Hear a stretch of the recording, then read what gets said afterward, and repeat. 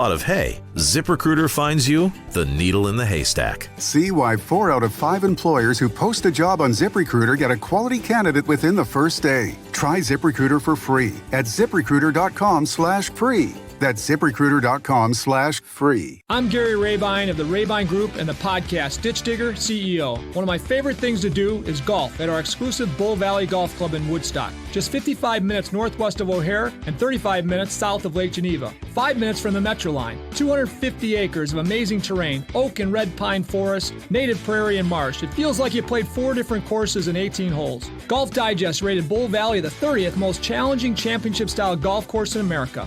One of the best courses in Illinois, and the track the best golfers want to play. Good golfers, Bull Valley will make you great. Bad golfers like me, Bull Valley will make you better. A world-class staff and 2 amazing teaching pros, simulators, and a beautiful instructional range.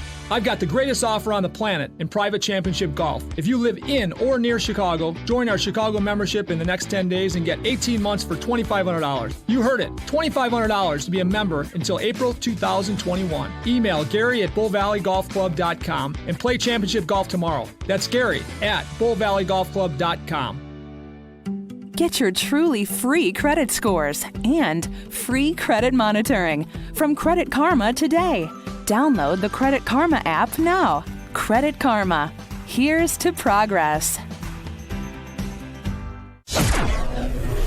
5:09. Oh, it's blustery and windy out there this morning, and yes, it is having an impact on your morning commute. The AM 560 Traffic Center, here's Jim Telemonte. CTA Purple Line trains are running with some residual delays after there were switch problems at Howard. Downtown Chicago, the Michigan Avenue Bridge is closed but should reopen soon. Over the Chicago River, both decks of the bridge have been closed for overnight testing. We're seeing delays on the Tri-State Tollway right now. It's very heavy northbound. The Grand Avenue curve to Lawrence, road work in the 2 left lanes. The outbound Kennedy has a roadwork jam. Neagle to Harlem with 2 right lanes closed. That's just a 2 or 3 minute delay at the moment. The other expressways and tollways are okay. On the southeast side, starting today, bridge work during the day will close Ewing at the midday hours, 95th and Mackinac. That's traffic. I'm Jim Telemonte on AM 560, The Answer. Chicago's Morning Answer starts next. Your official Chicagoland weather forecast. From the 1-hour Heating and Air Conditioning Weather Center, our meteorologist Steve Williams. Some places could see a shower this morning, otherwise clouds, windy and cool today, high 51. It'll be clear tonight, low 38. Some sun tomorrow, then increasing cloudiness, high 58. Cloudy, chilly day on Thursday with a high at 50. I'm Steve Williams on AM 560, The Answer. A high wind advisory is up, 49 at O'Hare, 51 along Chicago's lakefront. This morning, it's 50 in Aurora, 48 with light rain in Lansing. Your next news update is at 5:30. Chicago's Morning Answer with Dan and Amy starts next on AM 560, The Answer. Message and data rates may apply. Guys, got hair loss? I know what you're thinking. Should I shave my head? Comb it over? Wear a hat? Just stop. This isn't 1970. Keep your hair and your confidence because Bosley, America's #1 hair restoration expert, can give you your real, natural-looking hair back permanently. They're giving away an absolutely free information kit and a free gift card to everyone who texts MORE to 85850. Dude, you don't have to look like your dad because this isn't your dad's hair loss treatment. People all over the country trust Bosley because they use the latest technology to give you your real hair back. You wash it. You cut it. It's your own real, naturally growing hair. And the best part, Bosley's permanent solution is protected by the Bosley Guarantee. Let them show you for free how awesome your hair could look with an absolutely free information kit and a gift card for $250 off. Text MORE to 85850. That's MORE to 85850. Hi, my name's Christina Stumble, and I own Farm Girl Flowers in San Francisco. With my Spark Cash Card from Capital One, I earn unlimited 2% cash back on all my business purchases. Last year, I redeemed $115,000 in cash back. Doubled our digital marketing budget for the summer. Thanks to my Spark Card, we had our best summer yet. Imagine what the Spark Card from Capital One could do for your business. What's in your wallet? Real Capital One customers pay for real stories. Credit approval required. ADP isn't just in the payroll business. We're in the people business, helping companies find them, train them, and empower them by clearing the way for them to do their best work. Because when your people thrive, your business thrives with them. HR, talent, time, benefits, and payroll. Informed by data and designed for people, so you and your company can achieve what you're working for. Learn more at design.adp.com. Hi, I'm Paul Cutler, pastor of Grace Lutheran Church in Streamwood, a proud donor of AM 560's Food for the Poor campaign. Grace is a gathering of regular people who love God, love each other, and reach out to others with the love of Christ. Mercy Community, a spirit-filled black church, and Iglesia Jerusalem, an Hispanic congregation, also meet on Grace's campus. We all work together to make a difference in the world. If you've had little or no experience with church, Grace is the place for you. If you've had a less than great experience with church, Grace is the place for you. If you want to learn more about God, more about yourself, and more about life, I personally invite you to check us out at gracestheplace.net or call us at 630-289-3996 or like us on Facebook at Grace is the Place ST. That's gracestheplace.net or 630-289-3996 or like us on Facebook at Grace is the Place ST. I look forward to meeting you. This is Attorney Stephen Leahy, host of the IRS Radio Hour, heard right here on AM 560 every Sunday evening at 5 o'clock. Let me tell you about Bill. Bill's business slowed down and he fell behind on his taxes. Instead of filing his tax return, he decided to wait until he could pay. Well, 1 year turned to 2, turned to 3. Then the IRS threatened to contact his customers, take his house, his bank account, and his passport. Well, Bill hired me. We filed all of his tax returns and an appeal to slow the IRS down. Then we worked out an installment agreement based on how much he could pay, not on how much he owed. Now Bill can rely on the IRS protection plan. We will file his future tax returns and call 312-664-6649 or go to freeirsbook.com. Good morning, Dan and Amy. So Chicago teachers' strike persists as anticipated. We've got at least a few more days left. Jesse Sharkey responding yesterday to a letter Lori Lightfoot sent suggesting, hey, just come back to work and we'll continue negotiations. I mean... Oh, that didn't sit well with anyone. They walked off the table last night because of the letter. She should have never have sent the letter. Why? Because it's stupid. She's kicking the bear. She doesn't realize that they're in control, not her. And by her sending that letter, it just agitated them, and they walked off last night. So now we're not back at school today. We're not going to be back at school tomorrow, or we're not going to be back on Friday. So you're fine with Chicago Teachers Union being in charge? They always have been. What's going to change? She's going to stand up to them? I mean, I wish she could, but that's a pipe dream. Well, boy, I don't know. I dreamed a dream. But I did too. With respect to Lightfoot's letter, it is positively a pedestrian move. Come back to work, deleverage, come back to work, and we'll continue negotiation. Well, of course, that obviates the whole purpose of the strike. And they both sides know that. That was not a big moment. This is just posturing before the cameras. And nobody likes to posture before the cameras like socialist CTU boss Jesse Sharkey. The mayor today has dashed our hopes for a quick settlement. I hate when Jesse Sharkey's forlorn. Oh. I hate when he's lost hope. I like an optimistic Jesse Sharkey. I don't know about you. 312-642-5600, turnkey.pro answer line. 64636DA, turnkey.pro text line. Lori Lightfoot with the customary tough talk you're used to hearing from mayors, all signifying nothing. Enough is enough. There is no further excuse to keep our kids out of school. Beyond what we put on the table, there is simply no more money. No more money? No more money? No more money? Stacey Davis Gates. To have that letter say, basically go back to work and I don't have any more money? I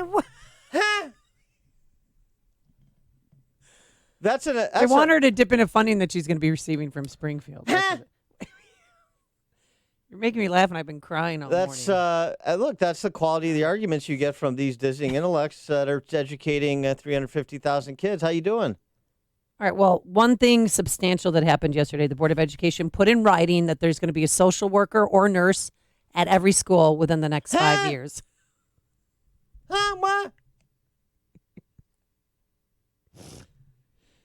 Jesse Sharkey has a son who's in sports, don't you know? And his son's soccer games were canceled. Both of my children are in Chicago Public Schools. My oldest one had a tournament this weekend and still isn't really talking to me. Not that I'm home, but this is hard for everyone here. He remembers the conversation he had with them, telling him there was going to be a strike, and his kid said, "Huh? Why? Strike? No more money? Why?"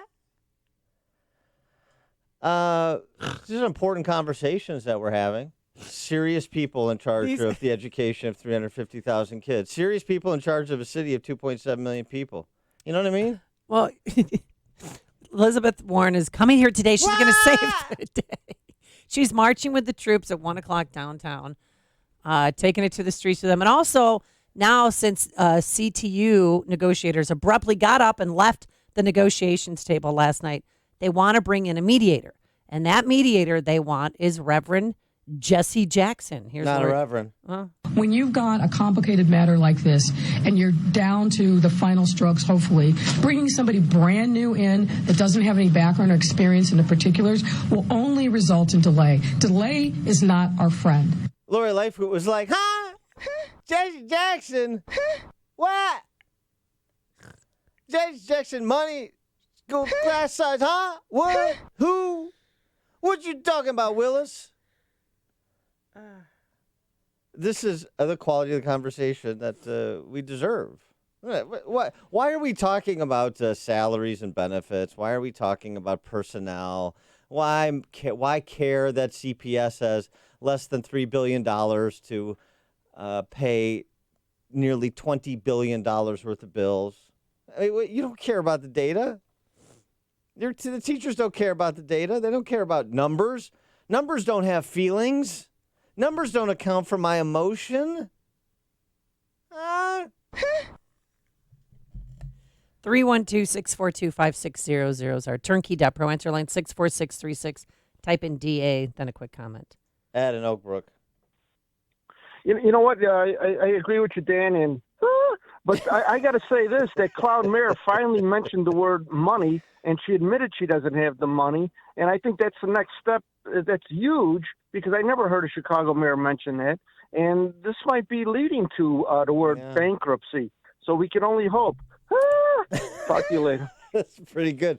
Nobody does a Stacey Davis Gates or Gates. I gotta Davis hear her or whatever. Can I hear her again? To have that letter say, basically go back to work and I don't have any more money.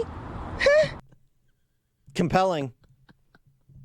Hear about the big stories of the day, then talk about them right here on Chicago's Morning Answer on AM 560. The Answer. Tom Killeran Photography is ready to memorialize your next event with photos that come to life and preserve the memories for generations. They can accommodate your large group photos to individual portraits, wallet size to panoramic. They can even print your photos on location as a take-home keepsake for your party guests. Visit KilleranPhotography.com. AM 560 The Answer hired Tom Killeran Photography for our annual charity golf outing, and the finished product was amazing. Book Tom Killeran Photography for your upcoming corporate event, family reunion, wedding, bar mitzvah, or any event you want to capture forever. And those old family videos you have on VHS tape, it's time to preserve them forever. Tom Killeran Photography can transfer your beloved memories to DVD and can restore your older faded photos or enlarge them. Visit KilleranPhotography.com. KilleranPhotography.com. KILLORAN Photography.com. Hey, our listeners have helped build MyPillow into the amazing company that it is today. And now Mike Lindell, the inventor and CEO of MyPillow, is giving back to the listeners. You can get deep discounts on all MyPillow products. Go to MyPillow.com and click on the new radio listener special box.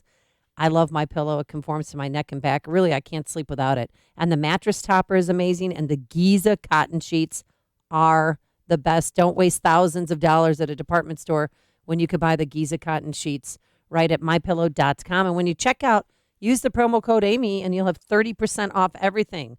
A MyPillow right now, only $29.99. And a body pillow, which provides the perfect comfort and support for your entire body, regularly $89.99. But with promo code Amy, it's only $29.99.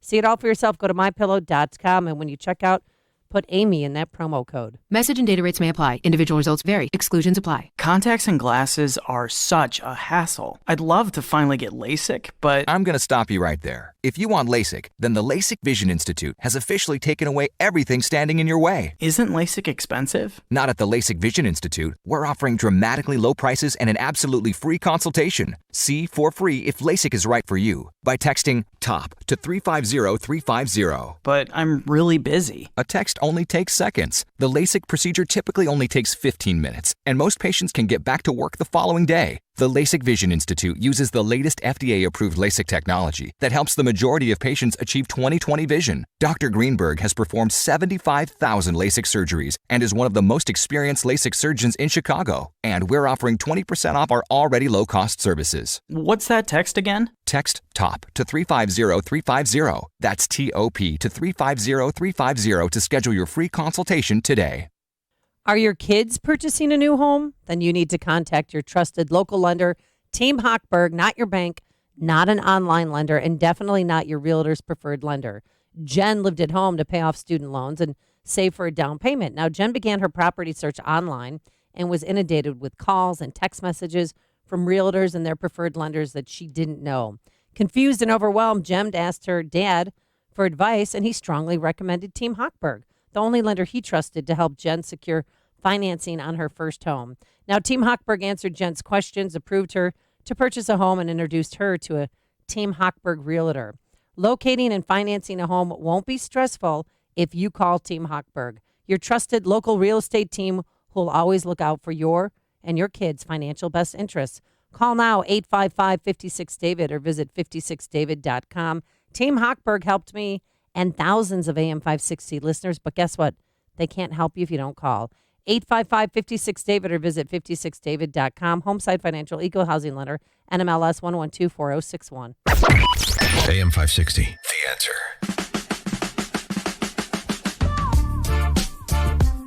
Dan and Amy talking about day 5 of the Chicago teacher strike. Wow. Yeah. Impasse, broke away from the bargaining table. Did you hear the CTU, Chicago Teachers Union, their bargaining team is 40 people. I know. And then they want to throw in Reverend Jackson because now they need a mediator.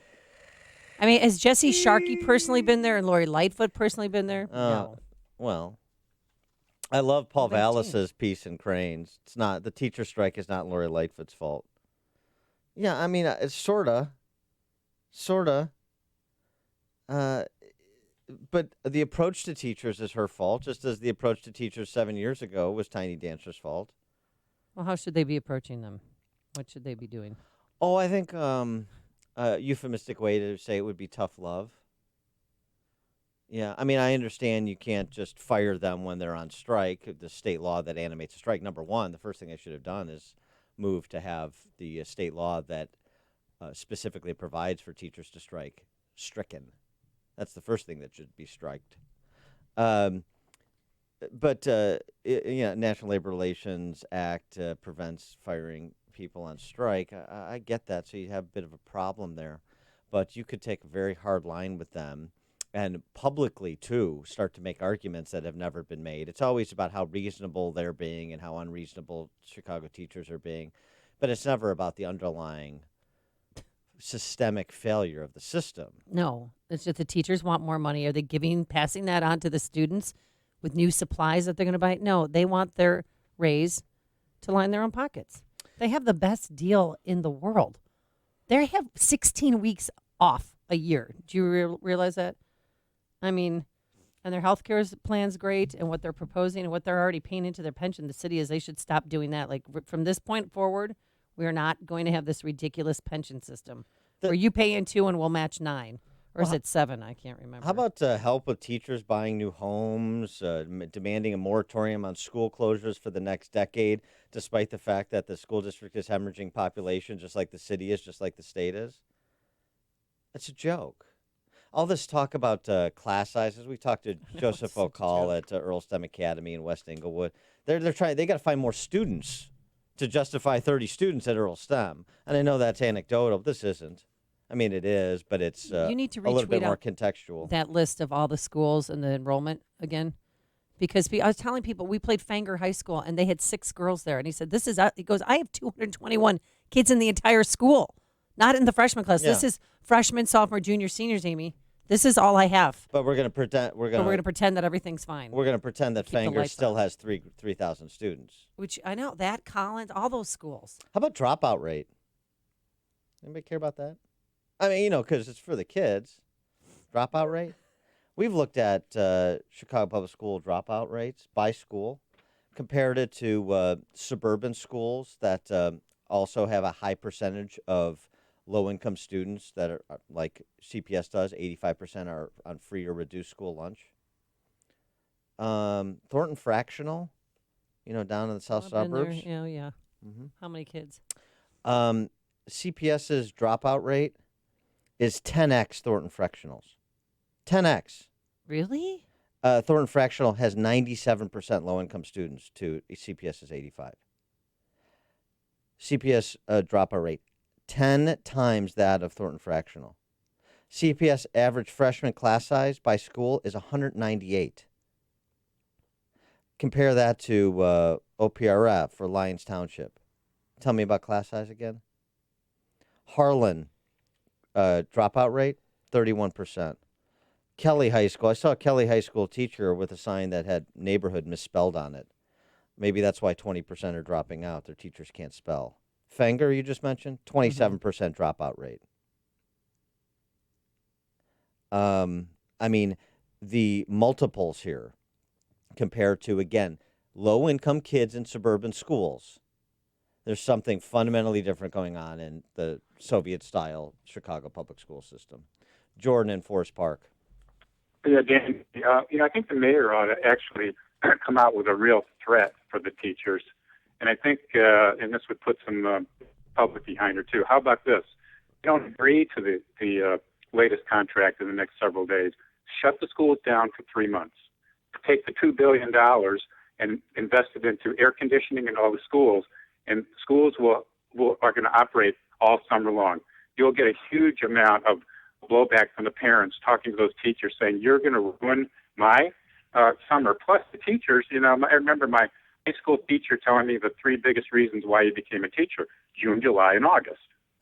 All right. Okay. Not to mention spring break, All right, Christmas. thanks, They have Jordan. 2 weeks off, and There are great teachers in CPS, and there are awful teachers, and the Chicago Teachers Union represents them all equally. And you buy into that Marxist cult, and you're in for a penny, you're in for a pound. I hate to break it to you. Whether you're a great teacher who doesn't like Jesse Sharkey and Stacy Davis Gates, you're in with them. That's how it works. coming up on Chicago's Morning Answer.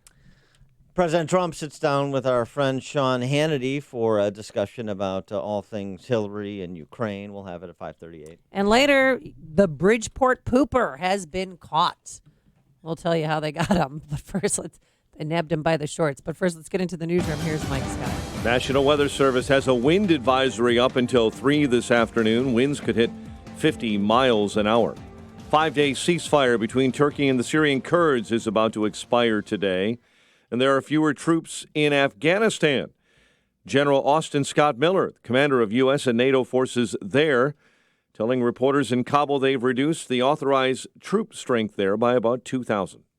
A top American diplomat scheduled to testify before Congress today in the ongoing impeachment inquiry run by Democrats into President Trump. Bill Taylor will appear in a closed-door hearing. Meantime, the president says that House impeachment inquiry run by Democrats is illegitimate. The Democrats fight dirty. I think the Democrats are lousy politicians with lousy policy. The president again insisting he did not pressure Ukraine to investigate Democrats in return for scheduled military aid.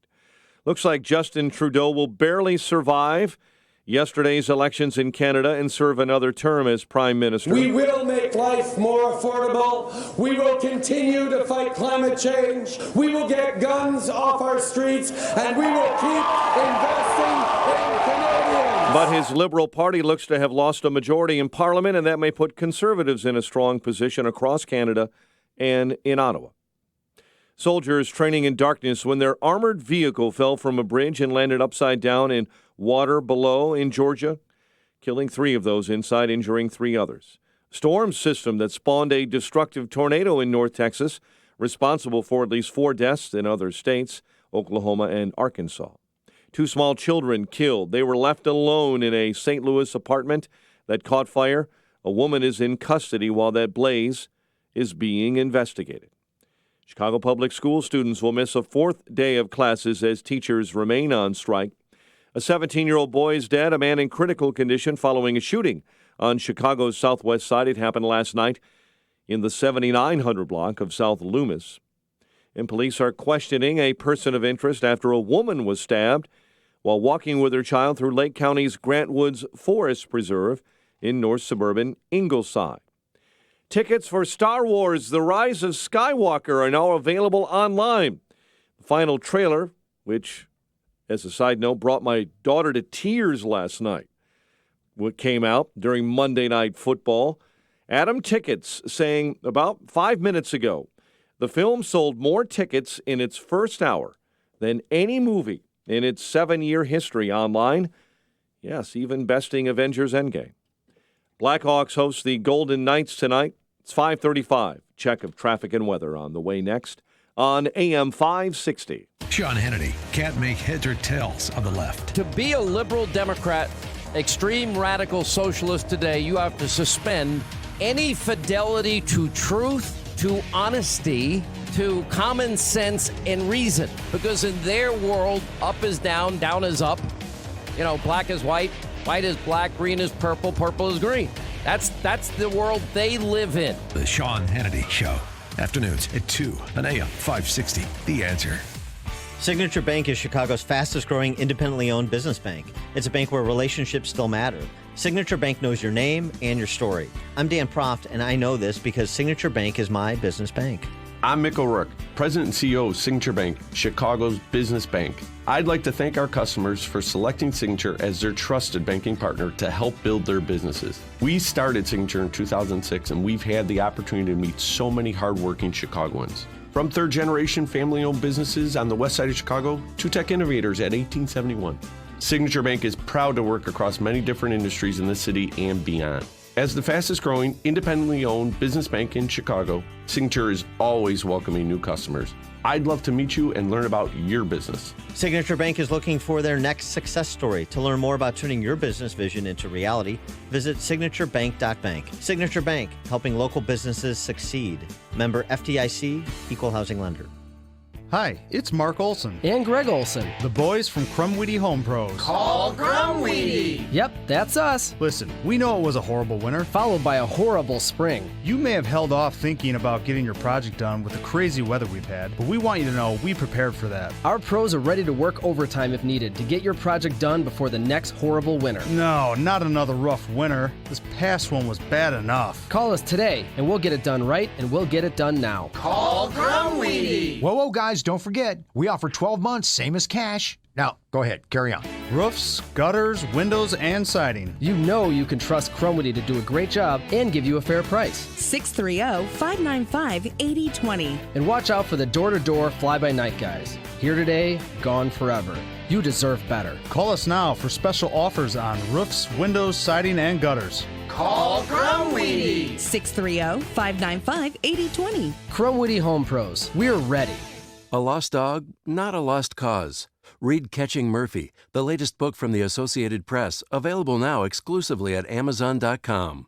5:37 AM 560 Traffic Center time with Jim Talamonte. The CTA tells us this morning that Harlem-bound Green Line trains are standing at Cottage Grove right now. Seeing delays on the northbound Tri-State Tollway, the Grand Avenue curve to Irving Park, pretty heavy there. Roadwork still blocking 2 left lanes. Roadwork has wrapped up on the outbound Kennedy near Harlem. Things are looking good. It's 20 minutes either way between O'Hare and downtown. The Edens is 5, the Eisenhower and the Stevenson 2. No delays to report yet on the Ryan or I-57. Bishopport inbound getting a little congested approaching the merge. No delays to report in northwest Indiana. There's a crash to report in Elgin. It's on Villa Street at Gifford. And that's traffic. I'm Jim Talamonte. on AM 560 The Answer. Chicago's Morning Answer continues next in our 1-hour heating and air conditioning weather center. Morning shower in spots. Again, that wind advisory is up. High of 51. 48 at O'Hare. Next news coming up at 6. Chicago's Morning Answer with Dan and Amy continues next on AM 560 The Answer. This hourly segment is brought to you by Papa Nicholas Coffee. Papa Nicholas Coffee, roasted fresh daily in Batavia, Illinois. If you're looking for the latest news, insight into what it means, and the sharpest opinion, there's only one station in Chicago where you can turn, and it's this one. We're AM 560, The Answer. Top of the morning, Dan and Amy. President Trump sitting down with Sean Hannity. We'll get to that. But first, I think actually the more interesting thing he said yesterday was during the public portion of the cabinet meeting, where he said Republicans need to be tougher. What do you mean by that, Mr. President? Listen to what President Trump said and see if this, I don't know, rings familiar, reminds you of Republicans perhaps in a Midwestern state with the motto Land of Lincoln. That's a hint. Perhaps reminds you of why you supported Trump against the field of longtime Republican office holders. The Republicans need to get tougher and fight. What are you talking about? Well, I think the Democrats fight dirty. I think the Democrats are lousy politicians with lousy policy. They want open borders. They don't care about crime. They want sanctuary cities. They don't care about drugs. They don't care about almost anything. They don't care about USMCA. How about that? I think they're lousy politicians. But two things they have. They're vicious and they stick together. They don't have Mitt Romney in their midst. They don't have people like that. They stick together. You never see them break off. 312-642-5600, turnkey.pro answer line. 64636-DA, turnkey.pro text line. What about that? What about Trump's assessment of the Democrats as compared to the Republicans and his call for Republicans to get tougher, need to fight? They don't have to deal with the Mitt Romneys, sort of the on-again, off-again enemies inside your perimeter, right? President Trump talking about an enemy outside his perimeter. That would be Hillary Clinton with Sean Hannity and Hillary Clinton's ability to see Russian assets where no others do. She said, Jill Stein is a Russian asset. No, I don't know Jill Stein. I know her as an environmentalist, okay, and probably a good woman. The last thing she is a Russian asset. I don't know Tulsi Gabbard, but I know one thing. She's not an asset of Russia. These people are sick. There's something wrong with them. Well, there's something wrong with them, perhaps. Yes. Is it amateur conspiracy theories? Yes. But is it with point? Is it with a point? Is it an understanding that they can't say anything? They can brand anybody the way they want to brand them with the blowtorch of the D.C. press corps behind them, including themselves.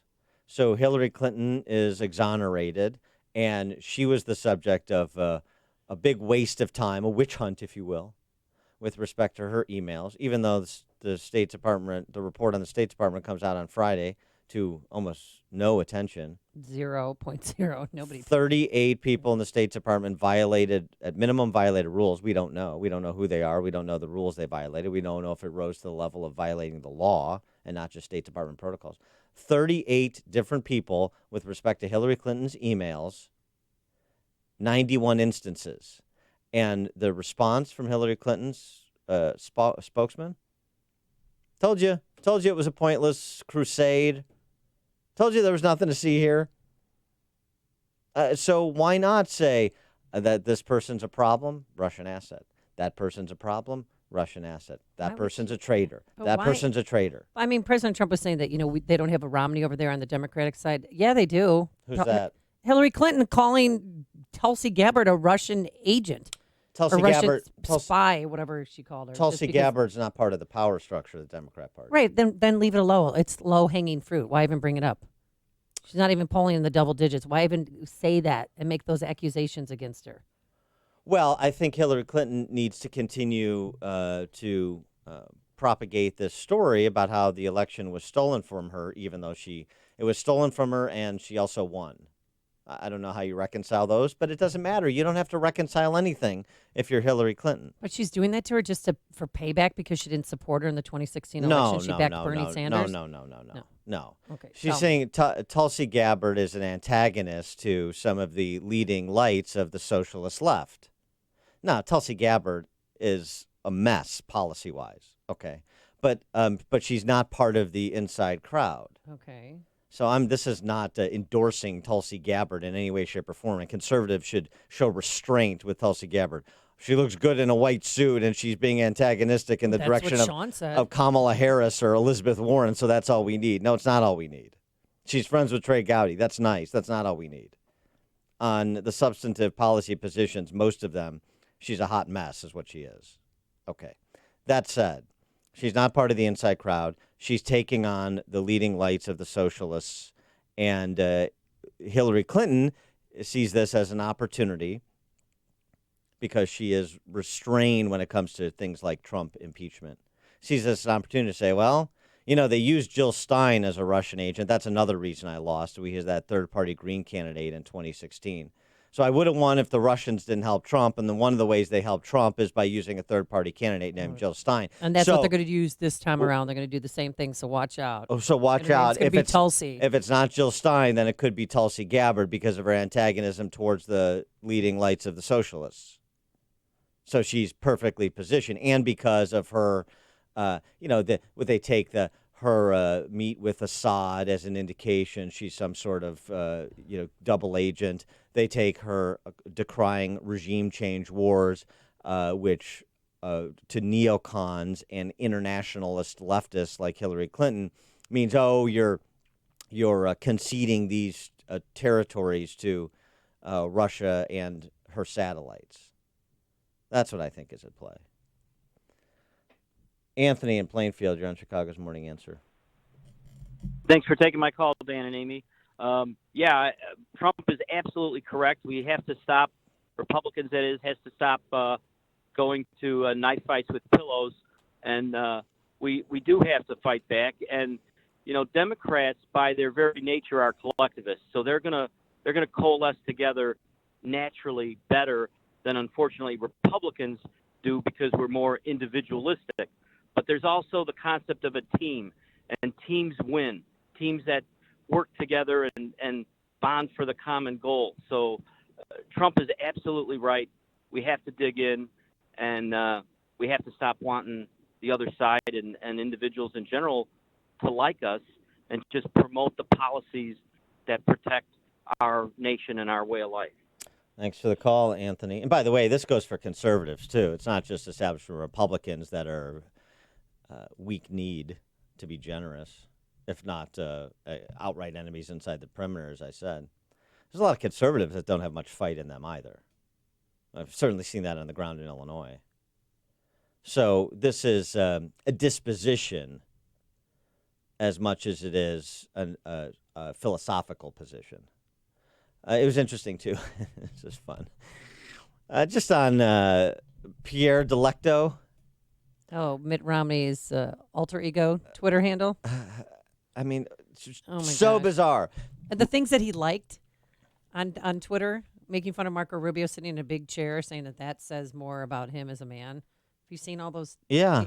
Goofy. Mike Huckabee was on Fox and Friends yesterday, and the Huckabee and Romney sparred once upon a time in 2008, and Huckabee had to say in 2012. Huckabee had this to say about Romney's alter ego on Twitter. But the latest thing is this incredible revelation that he is, in fact, Pierre Delecto. He's got a secret Twitter account. I find this just really stunning. The man's 72 years old. Having fake Twitter accounts on social media, that's the work of kids, cowards, couch potatoes, and perverts like Carlos Danger. What on earth does a United States senator do calling himself Pierre Delecto? If he's got something to say, man up and say it. And let us all realize that this guy's not a team player. He's still bitter because Donald Trump got elected and he didn't. He needs to get over it. He needs to realize that the choice in this country is a choice between socialism and the very capitalism that he so celebrated and that made him so incredibly uber wealthy. And he needs to start embracing that that's the binary choice we face in this nation between Donald Trump and whoever is on that stage for the Democrats. It's a simple point, but an important one that gets lost in some of this bluster Huckabee just made. There's the choice. Do you want a market-oriented system, or do you want more command control? Just so you know, it has been shut down. This Twitter account. I bet. Not shut down, but shut down to the public. You can't. Another one he liked real quick was about Newt Gingrich. You were cheating on your second wife with a woman who's now your third wife, even while impeaching Clinton for cheating on his wife. Show yourself out. And he liked that tweet, too. Pure delecto. Maybe since that's been exposed, maybe we need to come up with a new alter ego for Mitt Romney. Oh, yeah. So we'll take your calls, 312-642-5600, turnkey.pro answer line, 64636DA, turnkey.pro text line. Can you help us with a new nom de plume for Pierre Delecto, since Pierre Delecto has been outed and is no longer He's no longer playing. No longer viable. Sorry. Also, Huckabee was asked about Romney's response to the Atlantic when they questioned him as to whether this was his account. You know what he said, right? C'est moi.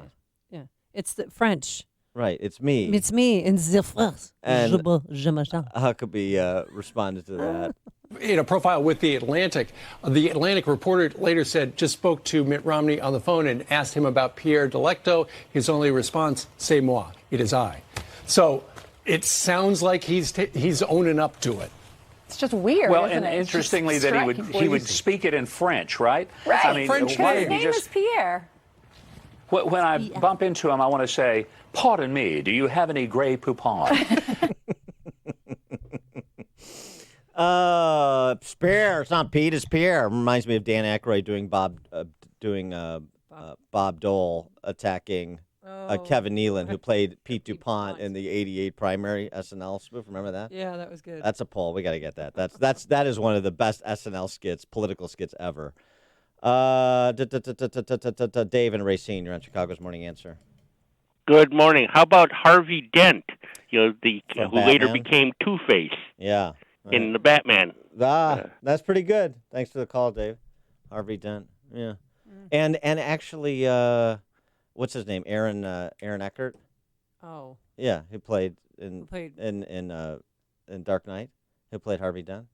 He could play Romney in the Romney life story. You know too. what? So He could. That's pretty good. Harvey Dent. That's not bad. And in keeping with Two-Face, Romney sat down for an interview with Axios.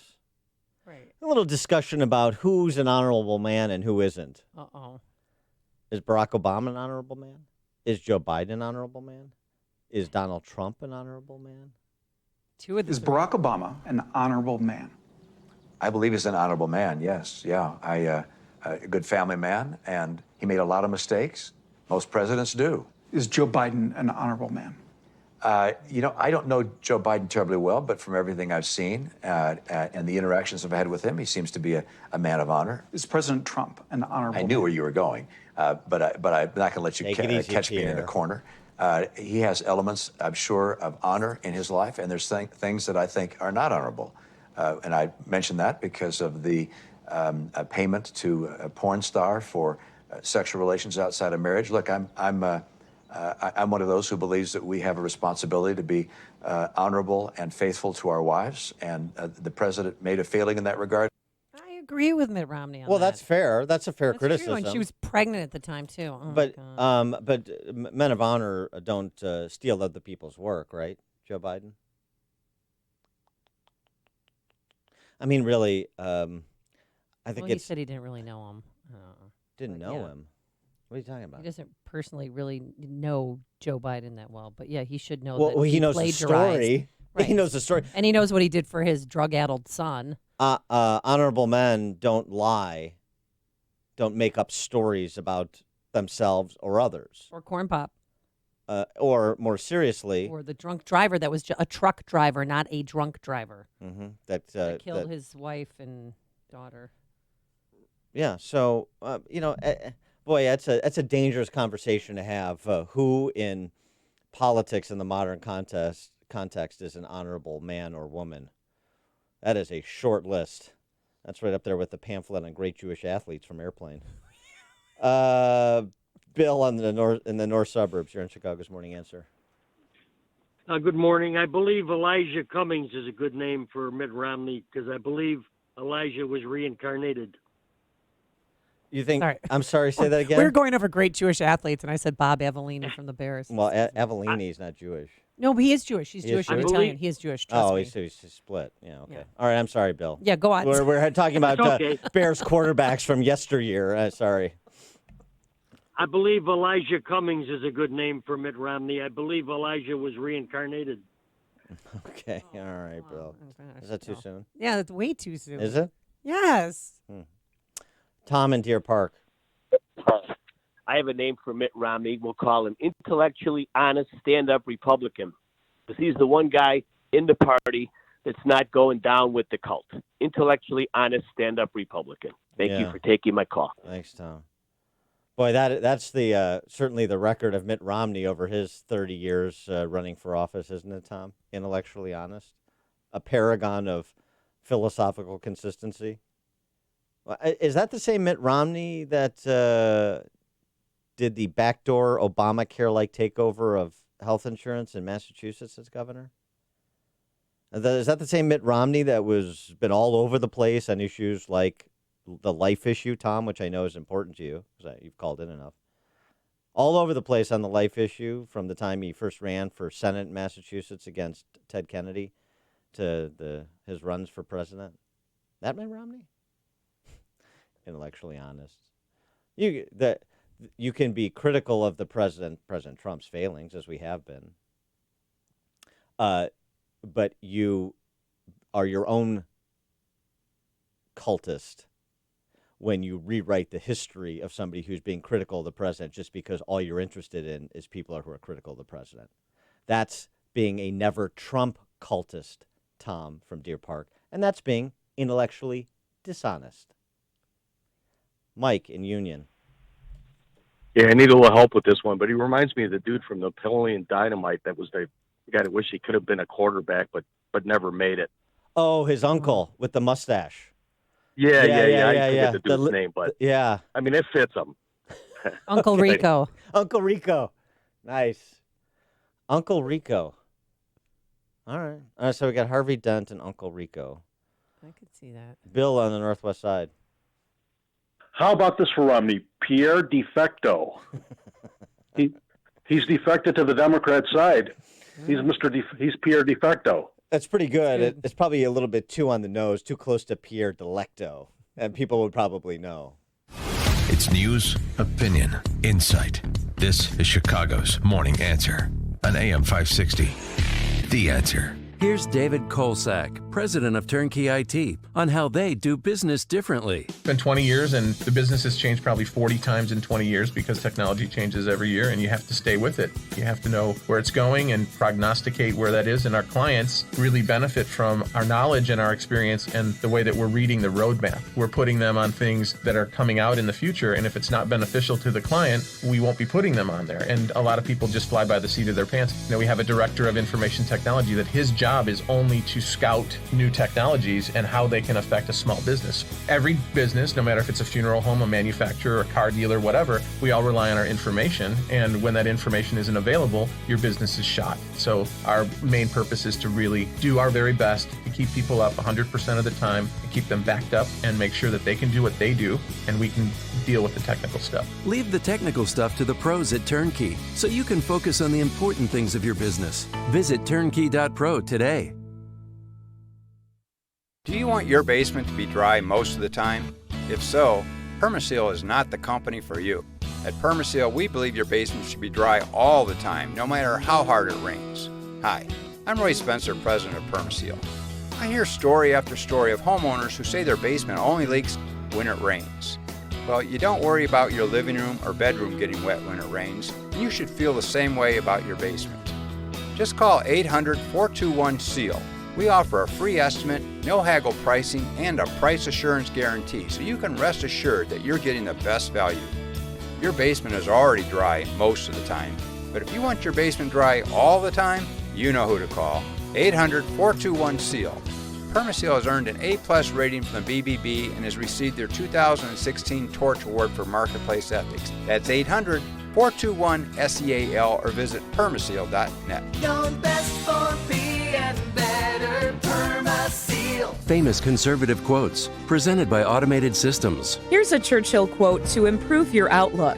A pessimist sees the difficulty in every opportunity.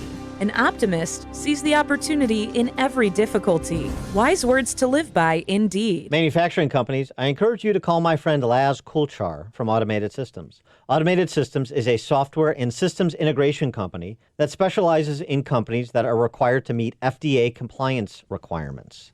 Automated Systems will create a custom solution for your business that will make your production lines, facilities, and plants run more efficiently. Imagine less downtime, more speed, and fewer rejects. From Fortune 500 to startup, ASI delivers solutions for your toughest automation challenges. For information, I encourage you to talk to Laz at Automated Systems. Call 844-HIRE-ASI or visit hireasi.com. That's 844-HIRE-ASI, 844-HIRE-ASI, or online at hireasi.com. It's news, opinion, insight. It's AM 560, The Answer. WIND, Chicago. Iraq is not putting out a welcome mat. I'm Dave Anthony, Fox News. The Iraqi military says U.S. troops moving in as part of the pullback from Syria do not have permission to stay. Fox's Rachel Sutherland live in Washington. Dave, about 100 armored vehicles have arrived in Iraq from Syria as the Pentagon shifts troops for a counter-ISIS mission. But they may have to leave after Iraq's military said troops got permission from the Iraqi Kurdish regional government to enter the country, only to be transferred out later. As forces left Syria, angry residents of a Kurdish-dominated city pelted vehicles with potatoes. The statement from Iraq contradicts Defense Secretary Mark Esper, who says he's spoken to his Iraqi counterpart about moving the troops. Dave? Rachel, the ceasefire the U.S. got Turkey to agree to in Syria ends today, and the Turkish president suggests they could resume attacking Kurdish forces who were U.S. allies in the battle against ISIS. Because more than 1,000 Kurd fighters, he says, have not left a border area as demanded. President Trump is urging his fellow Republicans to fight harder against impeachment, telling Fox's Hannity the Democrats stick together. You don't have the Mitt Romneys of the world. You don't have people that will go against the party. Senator Romney has been very critical of President Trump urging Ukraine's leader to investigate the 2016 election, and Joe Biden, the president, insists he did nothing wrong. This morning, the acting ambassador to Ukraine, Bill Taylor, will be the next one questioned in the House impeachment inquiry. Republicans are trying to push back. They attempted to censure Adam Schiff, who's leading the probe in the Intelligence Committee. Members of the Intelligence Committee have lost faith in his objectivity and capabilities as chairman, with every Republican member on the committee having signed a letter calling for his immediate resignation as chairman. But Andy Biggs and the Republicans were voted down. Democrats in the House blocked their resolution. Schiff tweeted House Republicans lack the courage to confront the most dangerous and unethical president in American history. America's listening to Fox News. 47 degrees, very windy conditions at 6:02 on AM 560. The Answer. Good morning. I'm Ike Scott. The National Weather Service has issued a wind advisory in effect until 3 p.m. this afternoon. Chicago Public Schools students missing a fourth day of classes.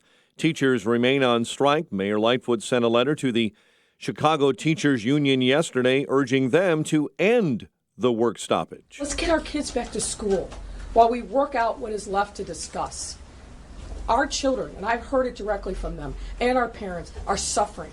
CTU refusing to end the strike, and by the end of the day, CTU President Jesse Sharkey saying the union's hopes were dashed for a quick resolution.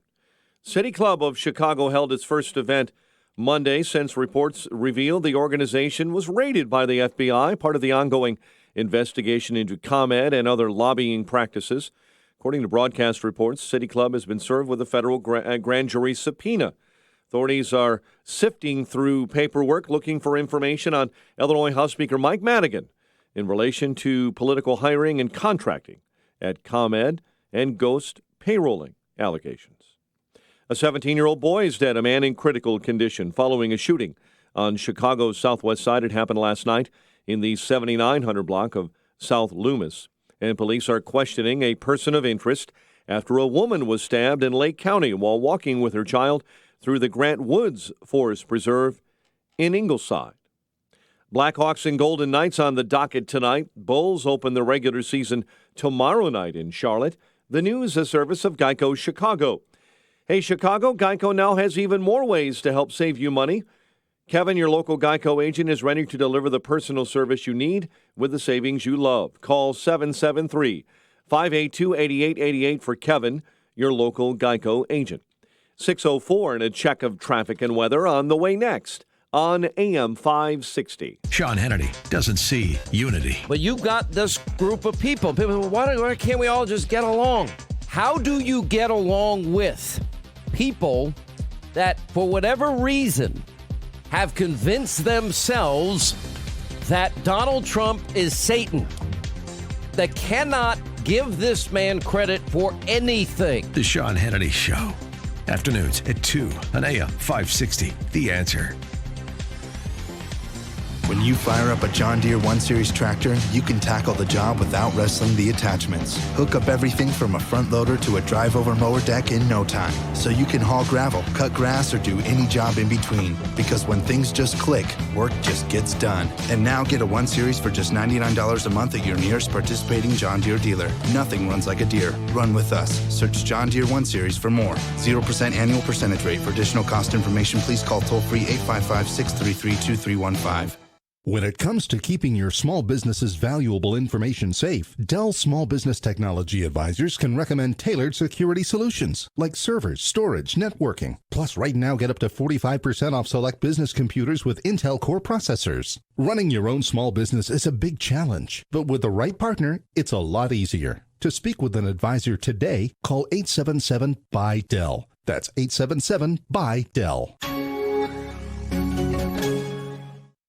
Message and data rates may apply. Individual results vary. Exclusions apply. Contacts and glasses are such a hassle. I'd love to finally get LASIK, but I'm going to stop you right there. If you want LASIK, then the LASIK Vision Institute has officially taken away everything standing in your way. Isn't LASIK expensive? Not at the LASIK Vision Institute. We're offering dramatically low prices and an absolutely free consultation. See for free if LASIK is right for you by texting TOP to 350-350. But I'm really busy. A text only takes seconds. The LASIK procedure typically only takes 15 minutes, and most patients can get back to work the following day. The LASIK Vision Institute uses the latest FDA-approved LASIK technology that helps the majority of patients achieve 20/20 vision. Dr. Greenberg has performed 75,000 LASIK surgeries and is one of the most experienced LASIK surgeons in Chicago. And we're offering 20% off our already low-cost services. What's that text again? Text TOP to 350-350. That's TOP to 350-350 to schedule your free consultation today.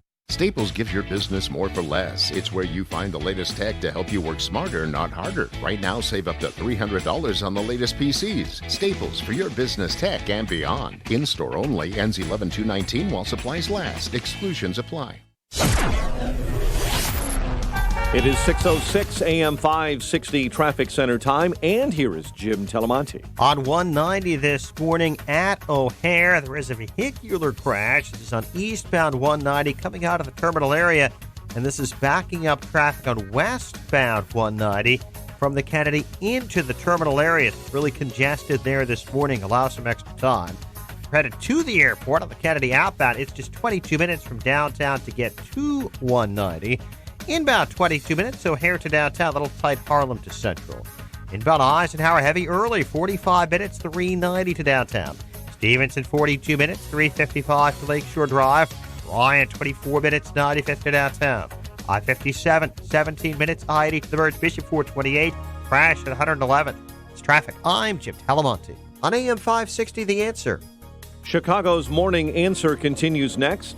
In our 1-hour heating and air conditioning weather center, our meteorologist, Steve Williams. A shower in spots this morning, otherwise clouds, windy and cool today, high 51. Clear tonight with a low 38. Some sun to start tomorrow, then increasing cloudiness, the high tomorrow at 58. Clouds Thursday, high 50. I'm Steve Williams on AM 560, The Answer. 48 at O'Hare. Next news coming up at 6:30, and Chicago's Morning Answer with Dan and Amy continues next on AM 560, The Answer. This hourly segment is brought to you by Secure Retirement Radio with host Raj Shah. Sunday mornings at 7 on AM 560, The Answer. This is Chicago's Morning Answer with Dan Proft and Amy Jacobson on AM 560, The Answer.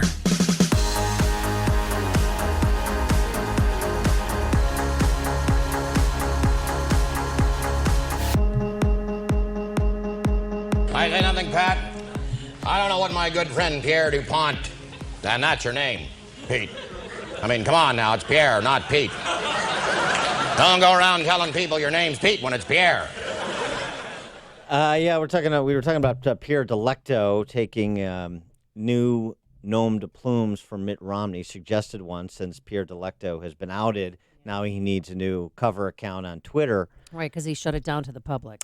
Also, we find that Mitt Romney used the name Tim Yenmore. What? Which is just Mitt Romney backwards, when he was a freshman at Stanford University. What is it with these guys and fake names? Including President of course. Trump. Yeah, he was, it was something, Jonathan Barron. John Barron, John Miller, David Dennison, of course, Carlos Danger. Yeah. Peter Navarro, his trade rep, Trump's trade rep, also outed as having used the Ron Vera, a fictional name he used in his books, that as citing him as an economist commenting on Peter Navarro's observations about economics, which, by the way, didn't sit well with his publisher. It's just weird. Why these have you ever used these pseudonyms? What would your nom de plume be? I don't know. I'm focused on Mitt Romney. So I think the leader in the clubhouse right now is Harvey Dent. Harvey Dent from Dark Knight, of course, who became Two-Face. Mm-hmm. You see what he did there? But my offering for consideration, I can't put my own offering as the leader in the clubhouse. So that's for you to judge. I think Brutus, as in Brutus was an honorable man, Mark Antony's ironic statement in Julius Caesar. Brutus is an honorable man. Mitt Romney is an honorable man, meaning treacherous. Mike in Downers Grove, you're on Chicago's Morning Answer. I think Dan will like Vichy Baguette. Vichy Baguette. Remember the Vichy French? Yes, Vichy, and baguette. Why? Because or French. V-boy for short. Yeah. Vichy Baguette. That's not Vichy bad. Baguette. Thanks for the call, Mike. The only problem with that is that was the name of my college garage band. Vichy Baguette. Vichy Baguette. What was it a cover band for? It was a Echo and the Bunnyman cover band. Echo and the Bunnyman. Yeah. You're digging deep on that. What was their one-hit wonder? Oh, one hit. Echo and the, what is it called? Echo and the Bunnymen, you don't remember them? Oh, honey, I don't remember what I had for dinner last night. Well, I mean, I know. Oh, no, I had my dinner at CPS. I know. Well, I had the kids go there for lunch, and they have take-home dinner, so bring it home. Salisbury steak is wonderful this time of year. The Killing Moon, right? Remember the Killing Moon? Maestro? Oh, no. We'll let him work on the Killing Moon. That's a pretty deep dig. It shouldn't. If he had it at the fingertips, I'd be really impressed and disturbed. Echo and the Bunnyman, the Killing Moon there. There you go. There's one for you. Okay. All right. Hold on. Wait, hold on. 312-642-5600, turnkey.pro, answer line 64636. Type in DA, then a quick comment. Vichy Baguette. All right. That's probably more entertaining than Brutus. All right. John in Lombard. Yeah, Mitt Romney, his new name is going to be Richard Cabeza. You do the translation. Oh, I think I got that. Yeah, Richard I think. All right. Oh, Cabeza for call, Head. Okay. John. Yeah. That's good. Well, Richard Head. I don't understand. Oh. Yeah. All right. I get it. Okay. All right. We'll take them all morning. We'll give you some time to enjoy some of your favorite tunes from Echo and the Bunnymen, as well as offerings for Mitt Romney's Twitter handle. We have to get to some other topics, though, such as two big developments, big incidents, not so much developments, but incidents in the trans-tarian movement. And I think that is the proper terminology now, trans-tarian. And because you think tarian, you think what? Authoritarian? Yeah. Totalitarian? Trans-tarian. This dude who is identifying as a woman, he keeps winning women's cycling contests. Oh, yeah, and he's a biological man. He set a world record for women's cycling. Won the over women's weekend. world championship on Saturday. Yes, Yeah. a world record. He's a Canadian philosophy professor at the College of Charleston. He won the same event last year. Shocker. Huh. All my medical records say female. My doctor treats me as a female person. My racing license says female, but people who oppose my existence still want to think of me as male. So if we want to say that I believe you're a woman for all of society except for this massive central part that is sport, then that's not fair. Is he right that if we're going to let people identify as whatever they want to be in all other walks of life, why should sport be excluded? 312-642-5600, turnkey.pro answer line, 64636DA, turnkey.pro text line. Those who have denounced him, like Victoria Hood, who's a former cycling champion and a manager of a British all-female cycling team, those who said this is his participation is what's unfair, that is being treated by Rachel McKinnon as an irrational fear of trans women. So which is it? He's taking a spot away from a real woman, though. He shouldn't even be on the team. What about his argument? If you're going to allow this charade, I mean, he doesn't say it this way. I'm saying it this way. If you're going to allow this charade to go on in school, in the workplace, then why should sport be exempted? Because it's easy when there's no cost to your sentimental barbarism, isn't it? What about when the cost is your daughter's participation in sports or your daughter's ability to achieve in sport because it's not a fair competition? By definition, as our friend Dr. Albert Mueller says, this is a great line, ontology trumps autonomy. Ontology trumps autonomy. Next time you get into a discussion on this topic with somebody, remind them of that. The essence of being, the nature of being, trumps autonomy, my personal choices about how I'm going to identify and then how I'm going to force society to be ordered around me. What do you think? 312-642-5600 is our turnkey.pro answer line, 64636. Type in DA, then a quick comment. Well, why do I have Title IX now? I mean, if we're just going to let anybody be on anybody's team, you know. Well, I've said for years that, I mean, I saw this coming down the pike when you, this goes all the way back to the redefinition of marriage. Once you conceded that, this was the inevitable next step. By the way, this was telegraphed decades ago by the Frankfurt School. So it's just people that are, ignorant of what the agenda of these transtarians and all of the iterations of cultural Marxism, you just don't know. You just don't have an appreciation for what they're trying to do, which is destroy the nuclear family, because that is a bulwark against the state, and so they're doing it. Here's another example. Maybe this will pique people's interest a bit more. A jury in Dallas has ruled against Jeffrey Younger, the father who is trying to protect his 7-year-old son, James, from chemical castration via a gender transition. That means James's mother, who's a doctor, will be able to continue transitioning him into Luna and now has full authority to start him on puberty blockers and eventually cross-sex hormones. Oh, that breaks my heart. 7-year-old son, James, and a divorce. You think custody is a battle when people get divorced? How about this? What would you do, male or female, mom or dad, if your former spouse was moving to ratify a chemical castration of your son, your 7-year-old son? The mom, who was obviously full bore on transtarianism, she is asking the court that her ex-husband be forbidden from calling his son James, that he be prohibited from bringing James around people who do not affirm James as a girl. Does that make this a little bit more interesting? Bring it home a little bit more? Chemical castration. What is it? They're 7-year-old son. mutilating his body. He's in charge. 7-year-old's in charge. She's only a medical doctor. Mom, who is she to make any decision about?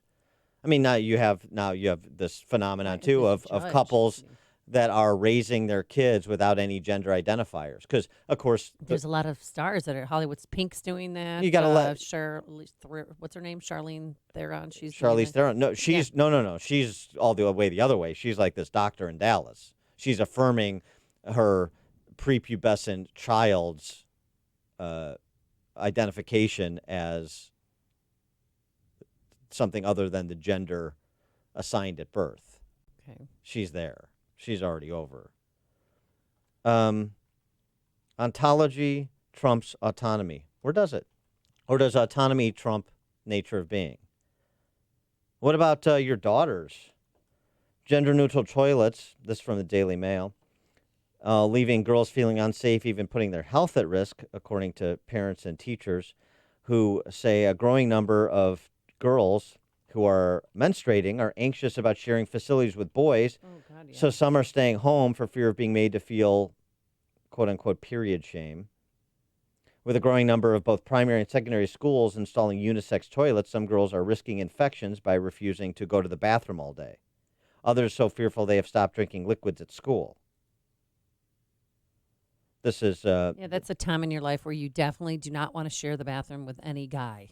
The Daily Mail, the Sunday edition, they interviewed a number of parents and teaching staff that were describing what these young female students are telling them.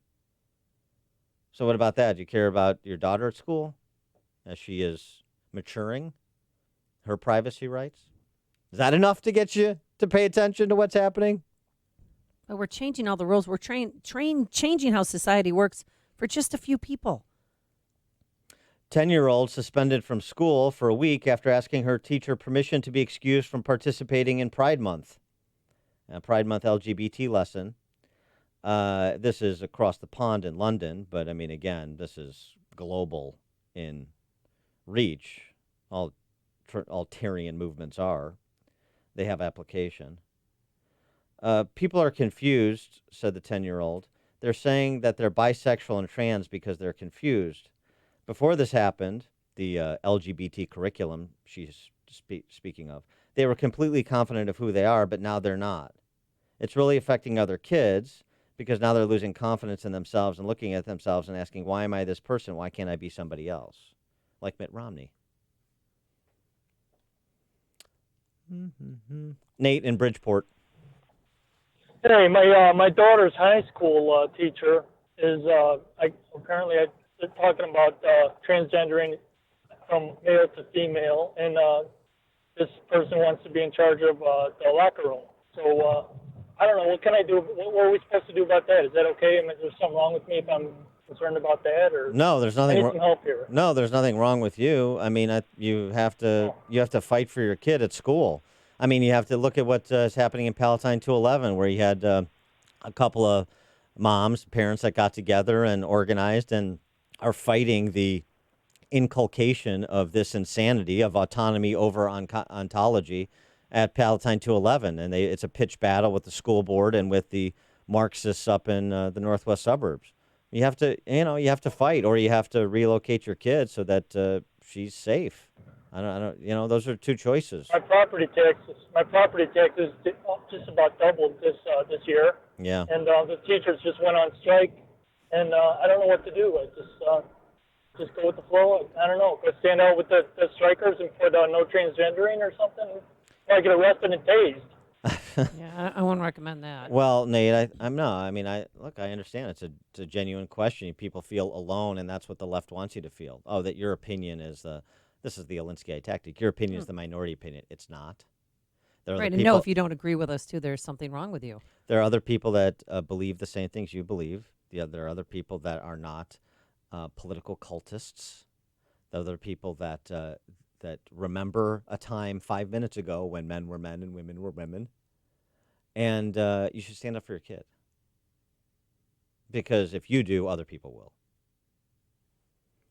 Glenn in Holland, Michigan. Yes, I would like to keep in would like to tell everybody that I identify myself as him or they and one of them. Thank you for your I pronouns. myself identify as a male lesbian, Mm-hmm. and I think that if we're going to do this, we should just all declare whatever the heck we are. You know, this is ridiculous. It's going to take things like this for people to snap back into reality and go, oh, I guess we've gone just a tiny bit too far for a fraction of a fraction of a fraction of the population. Thanks for the call, Glenn. Transgender Lobby gets Always, the maker of sanitary pads, to get rid of its female logo. Finally, outraged women boycotting the leading brand after decision by Procter & Gamble to kowtow to Transitarians who were born female but and still use sanitary products. They call the concession, feminists now, these aren't conservatives.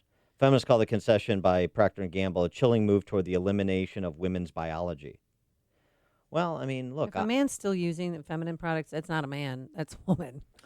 Well, right. Although, Oy. again, for National Period Day on Saturday, Oh I my told gosh. you I did menstruate in Mhm. solidarity. I know.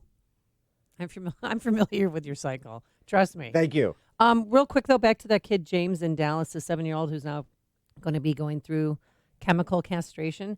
There was a doctor that took the witness stand, an expert, that said that this child, there's still some fluidity in his thinking, and that the child appears to be depressed, anxious, aggressive, and that he's not ready for this psychological and physical change. You don't say. Thanks, Doc. And what did the judge do?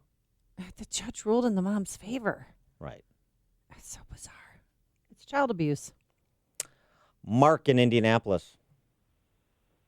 Yeah, I was just going to say, let's take this to its logical conclusion. And so either is he going to make an argument if he gets committed or he has a crime? Are they going to throw him in a female prison, or should we just get rid of male and female prisons altogether? And, Yeah. and what about male and female separation altogether? Yes. Thanks for the call, Mark. Well, that's happening. It's happening in Illinois. You identify as a woman, you are sent to a women's prison. Oh, my God. Until you assault women, then they make some other accommodation. But that's absolutely happening. You get sent to the prison consistent with the gender to which you identify. What about all women's homeless shelters? I know that some men have Right. identified as women. Yeah, and they they've wanna stay. stuck them up over that. Yeah. Eliminate gender. What do you think? I mean, it's interesting too, the point that was made about by that little girl over in England who was suspended for not wanting to participate in this LGBT indoctrination. What did she say? Her classmates are confused.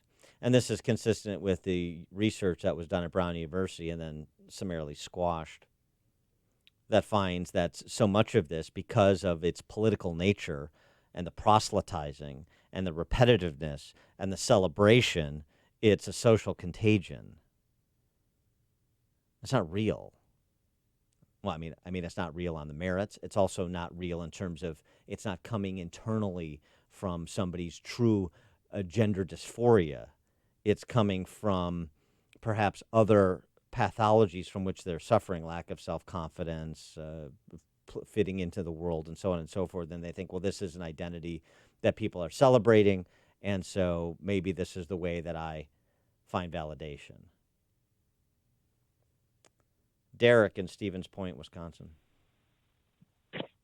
Good morning. Yeah, as far as the cyclist goes, I think his argument he believes is true because he's been sold a bag of goods that now he's figuring out it's highly damaged because these decisions have not been steeped in morality or logic, and now the insanity is coming full circle. Where, oh, you mean this didn't make sense when I made this choice to become, to start, making my transition, and now all of a sudden, it's come full circle. And how about that photo with the three cyclists, the one embraced and the other one you could tell like, oh, I am so mad. That was funny. Thanks for calling. Yeah, I mean, here's the thing about McKinnon, the cyclist. He does have a point, and this is why I'm going to repeat it. The idea, if you're going to accept it in all these other sectors of life, why not sport? Yeah.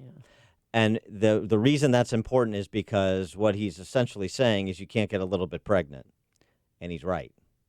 So you start to see turf, and then you've lost the moral and common sense, frankly, standing to draw a line. This is what we did with redefinition of marriage. You erase the lines. You don't get to redraw them. You've ceded the moral standing. Paul in Plainfield. Yeah. So why don't we have somebody somewhere create a law that says you cannot castrate your 7-year-old? It seems extremely logical to me. Yeah.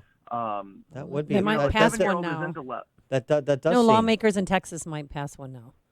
Well, I mean, when? 7 is way too young. 7. I mean, you're going to have the argument. This is between the family and their physician, and you have physicians on board with it. You have judges on board with it. So how do you stop it? You have legislators on board with it. Who's going to stand up to the LGBT lobby and be called a bigot for opposing the castration of a 7-year-old? I don't know. Yeah, we need to get somebody to do that. Thanks for the call, Paul. Appreciate it. I mean, also, too, look, corporate America. Kellogg's launching LGBT-themed cereal. I saw that. I know. Everybody, all the Kellogg cereal cartoon together. characters are all coming out of the closet. Who decided they were gay? This is... I mean, I know they're innate objects, but still, celebrating this. Shoving it down the throats of our children. What a society celebrates, what a society extols, it begets. Which is why you can be tolerant, and you can let people live their own lives, and you can politely disagree, but be respectful, of course. But if you fall all in, including being silent, then you're going to get more of this because the Marxists are celebrating, are extolling, because they understand the power of it, and they have all sorts of institutions to amplify that power. Coming up on Chicago's Morning Answer. We'll get back to impeachment theater and 2020 POTUS politics with Rich Lowry from National Review at 6:36. And it no longer stinks in Bridgeport. We'll explain. But first, into the newsroom we go. Here's Mike Scott. Amy and Dan, good morning. Good morning, everyone. 47 degrees, very windy. In fact, a wind advisory has been posted by the National Weather Service in effect until about 3 p.m. this afternoon. Wind gusts could reach 50 miles an hour. Chicago Public School students missing a 4th day of classes as teachers remain on strike.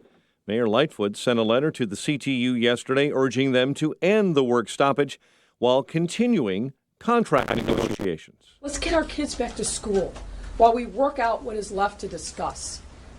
Our children, and I've heard it directly from them, and our parents are suffering. CTU refused to end the strike, and by day's end, President Jesse Sharkey said the union's hopes were dashed for a quick resolution. Turkey's 5-day ceasefire and its attack on Syrian Kurds is ending today. America's top diplomat in Ukraine scheduled to testify in the House Democrats' impeachment inquiry. Facebook says it's taking steps to prevent election interference in 2020. The social media giant says Facebook Protect is in place to safeguard the accounts of elected officials and other targets of hackers. British lawmakers from across the political spectrum are still plotting this morning to try to put the brakes on Prime Minister Boris Johnson's final drive to push his EU divorce bill through the House of Commons in 3 days. It could potentially scuttle the government's hopes of delivering Brexit by October 31. The bill faces 2 votes today. Lawmakers first being asked to approve it in principle, followed by a vote on the government's schedule for debate and amendments. Many analysts are now expecting that bill to be approved with amendments. Prime Minister Justin Trudeau won a second term in Canada's national elections yesterday, but losing the majority, delivering unexpectedly strong results for Conservatives and other parties, as Trudeau has been weakened by a series of scandals that tarnished his image as a liberal icon. Police are questioning a person of interest here after a woman was stabbed in Lake County while walking with her child through the Grant Woods Forest Preserve in Ingleside. The woman remains in serious condition. The child was not hurt. Blackhawks hosting the Golden Knights tonight. Bulls opening up the regular season tomorrow night in Charlotte. The news a service of Staples. Staples gives your business more for less. It's where you find the best printers at great prices. Right now, get up to $200 off the HP LaserJet 400 series at Staples. For your business, tech, and beyond. In-store only, ends 11/16/19. See store or staples.com/HP 400 series for details. 6:33 is our time, and a check of traffic and weather on the way next on AM 560. Real travel is life-changing. With Trafalgar, you'll discover the best way to travel and connect with the culture, people, and places you visit. You'll travel with the freedom to discover and the confidence to explore. With over 300 trips on all 7 continents, you get real experiences that you won't find elsewhere. These are just a few of the greatest travel stories you'll ever tell. Save up to 10% on trips. Terms and conditions apply. Visit your travel agent or Trafalgar.com. Trafalgar, simply the best. Signature Bank is Chicago's fastest growing independently owned business bank. It's a bank where relationships still matter. Signature Bank knows your name and your story. I'm Dan Proft, and I know this because Signature Bank is my business bank. I'm Larry Nora, founder and CEO of You Store It, a network of award-winning self-storage facilities in the Chicago area, and a customer of Signature Bank. We've developed over 70 storage centers throughout the city and suburbs, and our business continues to grow. We need a bank who understands the neighborhoods and communities where we are making investments. We found that in Signature Bank. They know this city and its neighborhoods because they are based right here in Chicago. Finding a local banking institution like Signature Bank has been critical to the success of You Store It, and we look forward to a long-term relationship. Signature Bank is looking for their next success story. To learn more about turning your business vision into reality, visit signaturebank.bank. Signature Bank, helping local businesses succeed. Member FDIC, Equal Housing Lender. Want your home's furnace to stay safe and reliable? And want to prevent any potential problems before they happen? At your local 1 Hour Heating and Air Conditioning, we recommend an annual furnace inspection and tune-up. Right now, get big savings on a furnace tune-up. Call 855-1-HOUR. Because not taking care of your furnace, that's just cold. Your comfort is just a call away.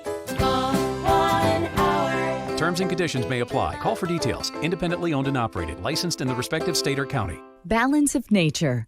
Changing the world, one life at a time. I've been taking them consistently over a reasonable period of time. I feel different. I walk differently. I think differently. And it's been gradual, but it makes me wonder, like, man, I was in rough shape. I think this is going to be my super weapon against, my usual miseries in the winter. That's why this is so exciting. And it's easy. I don't have to do anything. I just swallow with complete confidence. And then I feel better. It's amazing, truly. It seems like a little thing, but it's definitely, it's life-changing, no question about it. Experience the Balance of Nature difference for yourself. Balance of Nature is now offering a 35% discount and free shipping on your first preferred order of Balance of Nature. This offer may end at any time, so don't wait to start Dr. Howard's Health Challenge. Call 800-2468-751 or go to balanceofnature.com and use discount code CHICAGO. It is 6:36 in the AM 560 Traffic Center, the latest with Jim Telemonte. Inbound Bishop 4, traffic is jammed from the Forest Reserve to 111th after a crash, and it's getting heavy approaching the merge as well. 35 minutes, 8094 to the Ryan. I-57 clocks in at 22 minutes from I-80 to the merge. Ryan, 25 minutes, 95th to downtown. Eden's 20 minutes, Lake Cook Junction. Kennedy, 25 minutes, O'Hare to downtown. Outbound 28. Westbound 190 is heavy after a crash coming out of the terminal area. John Eisenhower, 45 minutes, 390 to downtown. Stevenson, 45 minutes, 355 to Lakeshore Drive. Northbound Tri-State delays are 95th to 87th, Plainfield Road to 47th, and from Reagan Tollway to the Eisenhower. That's traffic. I'm Jim Telemonte. Chicago's Morning Answer continues next. In our 1 Hour Heating and Air Conditioning Weather Center, we see morning showers in place, clouds, windy and cooler, a high of 51. Clear and a low of 38 overnight. Currently 47 at O'Hare, 51 Lakefront. Your next news update is at 7. Chicago's Morning Answer with Dan and Amy continues next on AM 560. The Answer. This hourly segment is brought to you by Real Estate Revealed with Randy Barcella, Sunday mornings starting at 8. See Michelle Malkin, Sean Hannity, and Laura Logan at Freedom Summit 2019. Tickets on sale now at freedomsummitchicago.com. Top of the morning, Dan and Amy, and it's been a minute or two since President Trump or Trump supporters were compared to Nazis, but that's why you got Bobby O'Rourke in the race for president, so that can be remedied. Bobby O compared Trump to Hitler, of course, standard issue stuff. But then provided a deeper explanation, sort of a second-level explanation, which I really appreciate. He went on with Wolf Blitzer to defend that comparison and frankly, indulge Wolf Blitzer's mispronunciation of Goebbels. President Trump, perhaps inspired by Goebbels and the propagandists of the Third Reich, seemed to employ this tactic that the bigger the lie, the more obscene the injustice, the more dizzying the pace of this bizarre behavior, the less likely you were able to do something about it. Is that not going too far to make a comparison between the President of the United States and the Nazis? Find me a better analogy of another leader of a Western democracy describing all people of one religion as inherently defective or disqualified or dangerous. And that's what the president has done when it comes to Muslims, seeking to ban all Muslims from this country. Repeating the lie that Mexican immigrants pose a violent risk to this country, calling them animals and predators and rapists and criminals, asking 4 women of color elected by their constituents to Congress to go back to their home country and having an almost Nuremberg-like rally where people are chanting, "Send her back." Or inviting the kind of violence based on the racism that he's inspired, where you have another crowd cheering when someone says shoot them, when the president asks, what do we do about these immigrants? It doesn't just offend our sensibilities, it poses a violent risk to our fellow Americans. 22 shot dead in El Paso, Texas by a gunman inspired by the president of the United States. But you understand the criticism when you make any comparisons to the Holocaust and the Nazis, that is simply, at least most people say, that is unacceptable. It's the comparison of last resort, and that's where we are. And I don't mean the last resort politically or the last resort in terms of defeating the president in November, but the last resort for this country that is descending into an open racism and intolerance and violence led by the president. That's powerful. You got a lot in there. So you got your Goebbels, you got your Nuremberg rallies. That's you, Trump supporters. You're the participants at the Nuremberg rallies. And then you also, he shoehorned in there blaming Trump for the El Paso shooting. Right. That's a lot to get done in under 2 minutes. It's pretty good. Not one man could commit another or convince another man to do what that man did in El Paso. I think it's ironic too. I mean, for somebody who wants the state to come in and tear houses of worship asunder, to be talking about Nazism, projecting out Nazism. But I mean, I get that's what the left does. It's interesting as well, I find, that Beto Bobby. Don't forget, he wants to tear down the walls that are already in place and have been since he was born. Oh, in I understand. El Paso. No, I understand, of course. Also, the gun confiscation, all of it, all the stuff that. Well, technically, those totalitarian states, but what's Beto Delecto? What's his name? Bobby O'Rourke. It's interesting as well that he's only at like 1% in the polls because, frankly, all those things that he misrepresented about things Trump never said about Muslims and things that he didn't say about Mexicans and postures he didn't take from a policy perspective. That's the same thing that all the other candidates are saying too. I don't know why Bobby doesn't have the appeal. He's more. He was born to run. Remember, that's what he told Vanity Fair. He's more iconoclastic than the others. So what's the problem there? For more on this topic and maybe a few others, we're pleased to be joined by Rich Lowry, editor of National Review, Fox contributor, author of the upcoming book, The Case for Nationalism: How It Made Us Powerful, United, and Free.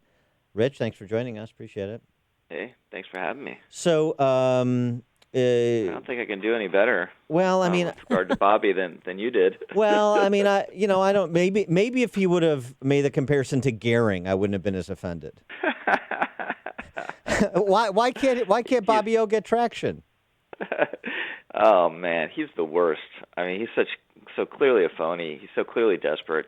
He's a punching bag in all these debates. He's the candidate everyone feels comfortable dunking on. You saw it with Pete Buttigieg and him the last debate, and he's immolated any chance. He couldn't run for dog catcher in Texas now. And it's not just that he's cratering himself, he's discrediting progressive causes as he goes. I mean, gun control, the supposedly common sense proposals like a universal background check and a registry, no one's going to ever do it ever again, even if they're inclined, because Beto's given away the store because he says, giving away the game because he said, we're going to go door to door and confiscate guns, which you can't do unless you have a registry. Right, but people thought that, or he said on MSNBC right after he proposed that people he thinks will do the right thing and just hand in their assault rifles. Yeah, sure they will.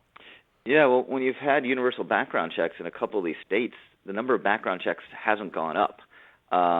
Because people haven't, if you're giving your gun to your cousin, you're not going to go to the feds, and fill out some form. You're just going to give it to them, So the idea that everyone who has their AR-15, in part because they want to protect themselves, is just going to hand it over because Beto says so. It's just crazy. Well, Rich, it's one of the most shameful and ridiculous presidential campaigns ever. Well, I have a theory why that is. Are you ready? I'm ready. Bobby O is a Russian asset. Oh, there you go. Now you done it. Because they hate Germans, right? they fought against them in World War II. He's undermining the progressive. Maybe. I can see he's undermining the progressive right, yeah. case. He's a stalking horse for Trump, like everybody else.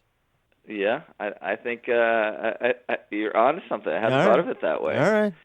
The amazing thing is Pete Buttigieg, who actually I think is has a shot now and clearly has traction in Iowa. He's asked about that Hillary smear of Tulsi on Meet the Press. It was remarkable. He was just extremely reluctant to say anything negative about it when he's trying to position himself as the moderate, which just goes to show how just deep that sentiment is on the left now, the paranoia about Russia. At National Review, we spent about 60 years just trying to get them slightly concerned about Russia. And all it took was the 2016 election, and now they see a red under every bed.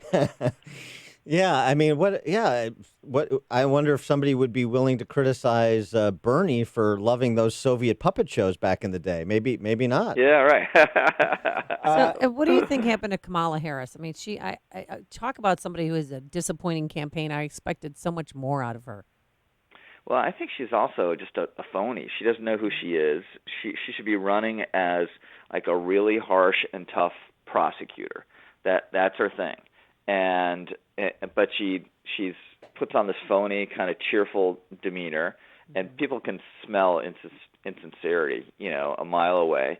And two, she doesn't know where she's positioned ideologically. So she endorses Medicare for all to kind of chase Bernie down the left-wing track, and then she realizes she can't say out loud that she wants to cancel everyone's health insurance, or if she does, it doesn't work out. So she backs off that. So she's sort of in this in-between position and doesn't really have a flavor one way or the other.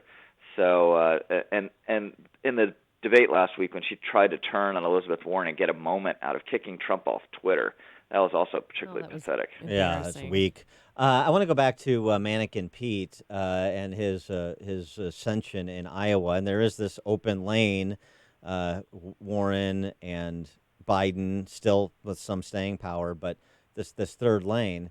And I mean, I can believe it sort of intellectually, but I just can't believe it viscerally that the mayor of South Bend could go from that, and by the way, not a successful 10 years mayor of South Bend, to the nominee for a major party for president of the United States. But I see that as a real possibility. Barack Obama served the identitarians in 2008. It was time for a minority nominee, particularly a black nominee, and that was part of Obama's appeal. There's no question about it. And a decade later, isn't it time for the LGBTQ movement to be served their identity representative? Yeah, I would say that the similarity with Obama that I think is deeper and maybe more important is Buttigieg is articulate as hell and clearly really smart, right? Now, maybe exaggerated how smart he is in the press, that always happens. but he hasn't had a bad debate moment. He had maybe one when he had trouble explaining why he didn't fire the police chief, if his own police department was so bad because of this officer-involved shooting. Right. Besides that, he is so fluid. He runs circles around Beto, and he projects to me. I also have a hard time seeing him win the nomination, but he could very well have a trajectory like Gary Hart to go way back in 1984 or John Edwards in 2004. And I'm not suggesting, eventually blowing up in some horrific scandal, but just someone who came from nowhere, who was disregarded at the beginning and has like a really strong second or third finish that surprises people. He clearly has that kind of upside. Now, the reason you can't see him win the nomination or it's hard is, as you point out, mayor of South Bend. It's an enormous leap.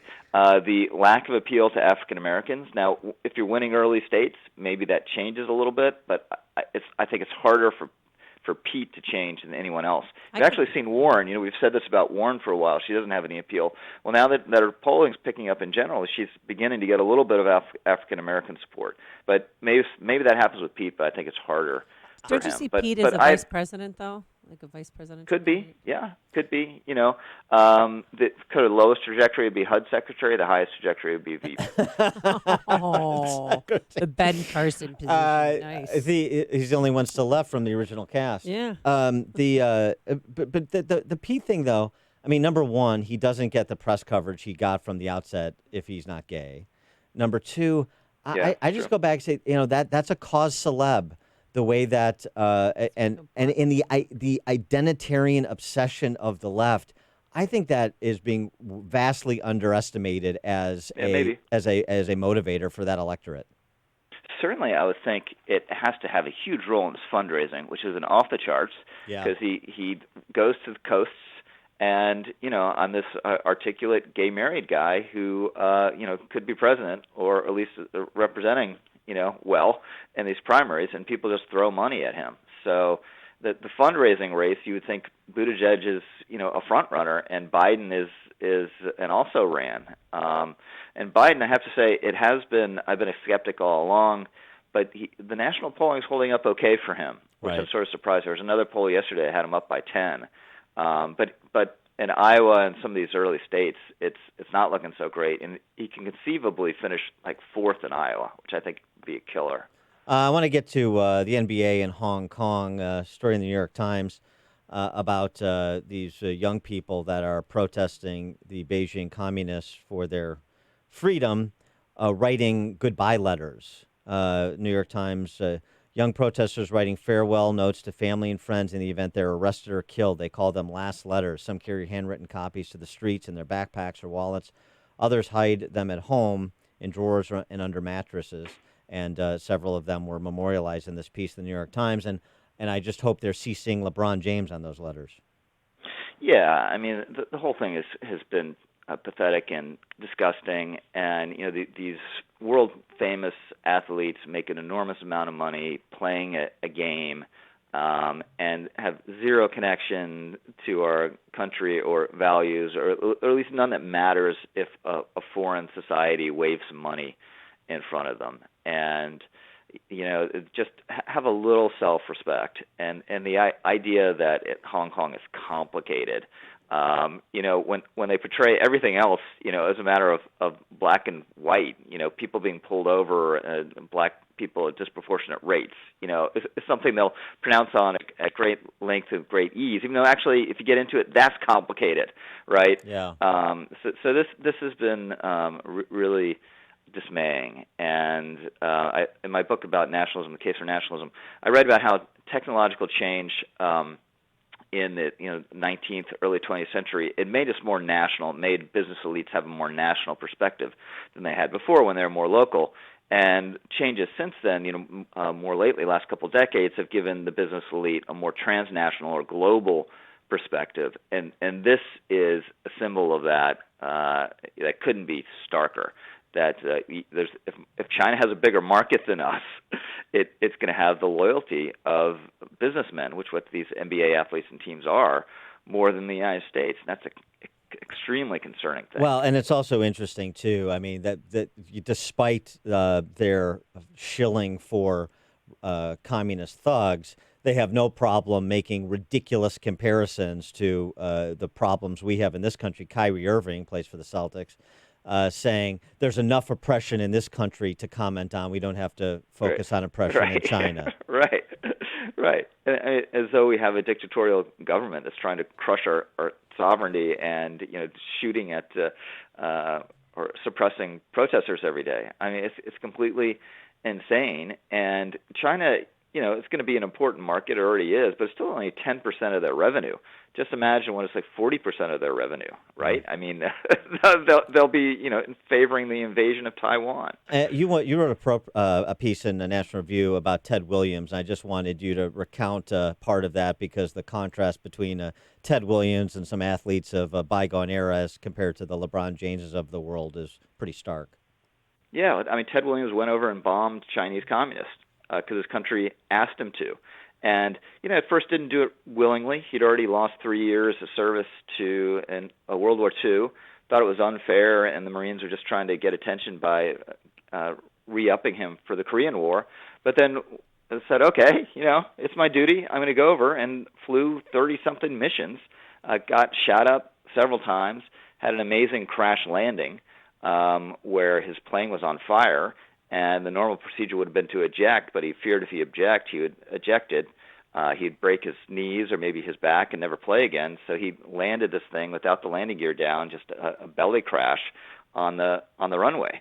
And that was when men were men and men were patriotic. And it was, there's an athlete that the entire country could have been proud of for what he did and had a deep attachment to this country. And I fear that's just something we're losing. What Rich is trying to say, Amy, is that Ted Williams would not have been at National Period Day on Saturday. On Menstruation Day.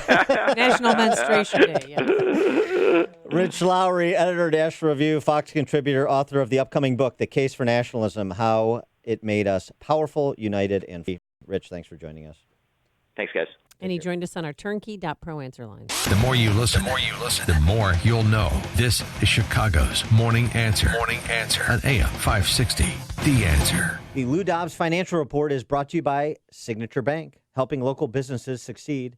Visit signaturebank.bank for your commercial banking needs. I'm Lou Dobbs. Colorado bails on an effort to block Sprint T-Mobile merger, virtual restaurants surging in popularity, and SeaWorld plans a non-sea theme park in San Diego. Those stories next. G'day, I'm Scott from Plug-in Pest Free. If you have a rodent or pest problem at your home or business, don't spray harmful toxic chemicals. Use Plug-in Pest Free, the electromagnetic pest control device that uses your wiring to get rid of pests fast. Just plug it in. One customer had a warehouse with a rat problem. He was catching over 20 rats a day. He called pest controllers, but nothing solved the problem. Then I came along. My plug-in pest-free commercial system got rid of the rats, and since then he's seen maybe 3 in the last 12 months. Plug-in Pest-Free is not a sonic device. It's chemical-free and gets rid of pests safely and effectively for years. It comes with a 60-day money-back guarantee and a 2-year warranty. Now that's fair income. Order today and get 20% off at gopestfree.com, promo code SAVE20.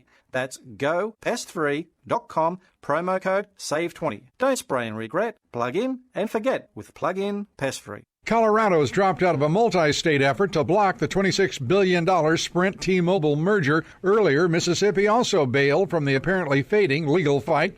The hottest trend in food service, the so-called virtual restaurant. They're springing up nationwide. Food only available online, catering to the trend of ordering in rather than dining out. Online food now generating almost $27 billion a year. Bowing to protests by animal activists, SeaWorld says its next theme park will pivot from marine life shows and focus instead on Sesame Street characters. The new park, slated to open in 2021, will be located south of the current SeaWorld in San Diego. Despite all the protests, attendance and revenue up 9% at SeaWorld last year. Please join me for Lou Dobbs tonight, 7 o'clock and 10 Eastern on the Fox Business Network. This is the Lou Dobbs Financial Report. Take a moment and picture your daughter. Society puts this unbelievable pressure on her to achieve, to win, to project perfection, and it affects her. I've told you about Northridge Prep for boys. Now I'd like to tell you about their sister school, Willows Academy. Girls thrive at Willows because the pressure just isn't there. There's no boys to create a social pecking order. It's a culture where what matters is how good a friend you are, not Instagram. Their all-female faculty create a warm environment where girls can be their best. Not perfect. Not surprisingly, in this environment, girls actually do achieve. The Willows' goal is to produce leaders, and it succeeds. Willows girls attend the top universities like MIT, Notre Dame. Willows has a strong liberal arts curriculum, small class sizes, personalized attention, and one-on-one mentoring. They're an independent Catholic school for grades 6 through 12 with your strong values. Learn more at their open house on November 3rd. Register online at willowsacademy.org. Again, that open house is November 3rd, and the website, willowsacademy.org. Individual rates, coverage offerings, and savings may vary, subject to terms and conditions. If you run a small business, every penny counts. So saving up to 30% on your workers' comp insurance is a big deal.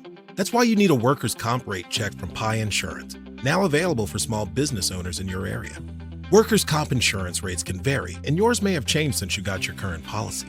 That's why Pi Insurance invites you to get a quick online quote right from your computer or smartphone. Simply go to piinsurance.com, and you'll know in just minutes if you're overpaying. Pi Insurance was built a better way, to make workers' comp a no-brainer, with an easy online experience and outstanding service. Pi's coverage is A-rated by AM Best and helps protect your business and your employees. Plus, it could save you up to 30%. Do yourself a favor. Find out if your small business is overpaying for workers' comp insurance. Check out your rate today and see how much you can save at piinsurance.com. That's pieinsurance.com. AM 560, The Answer.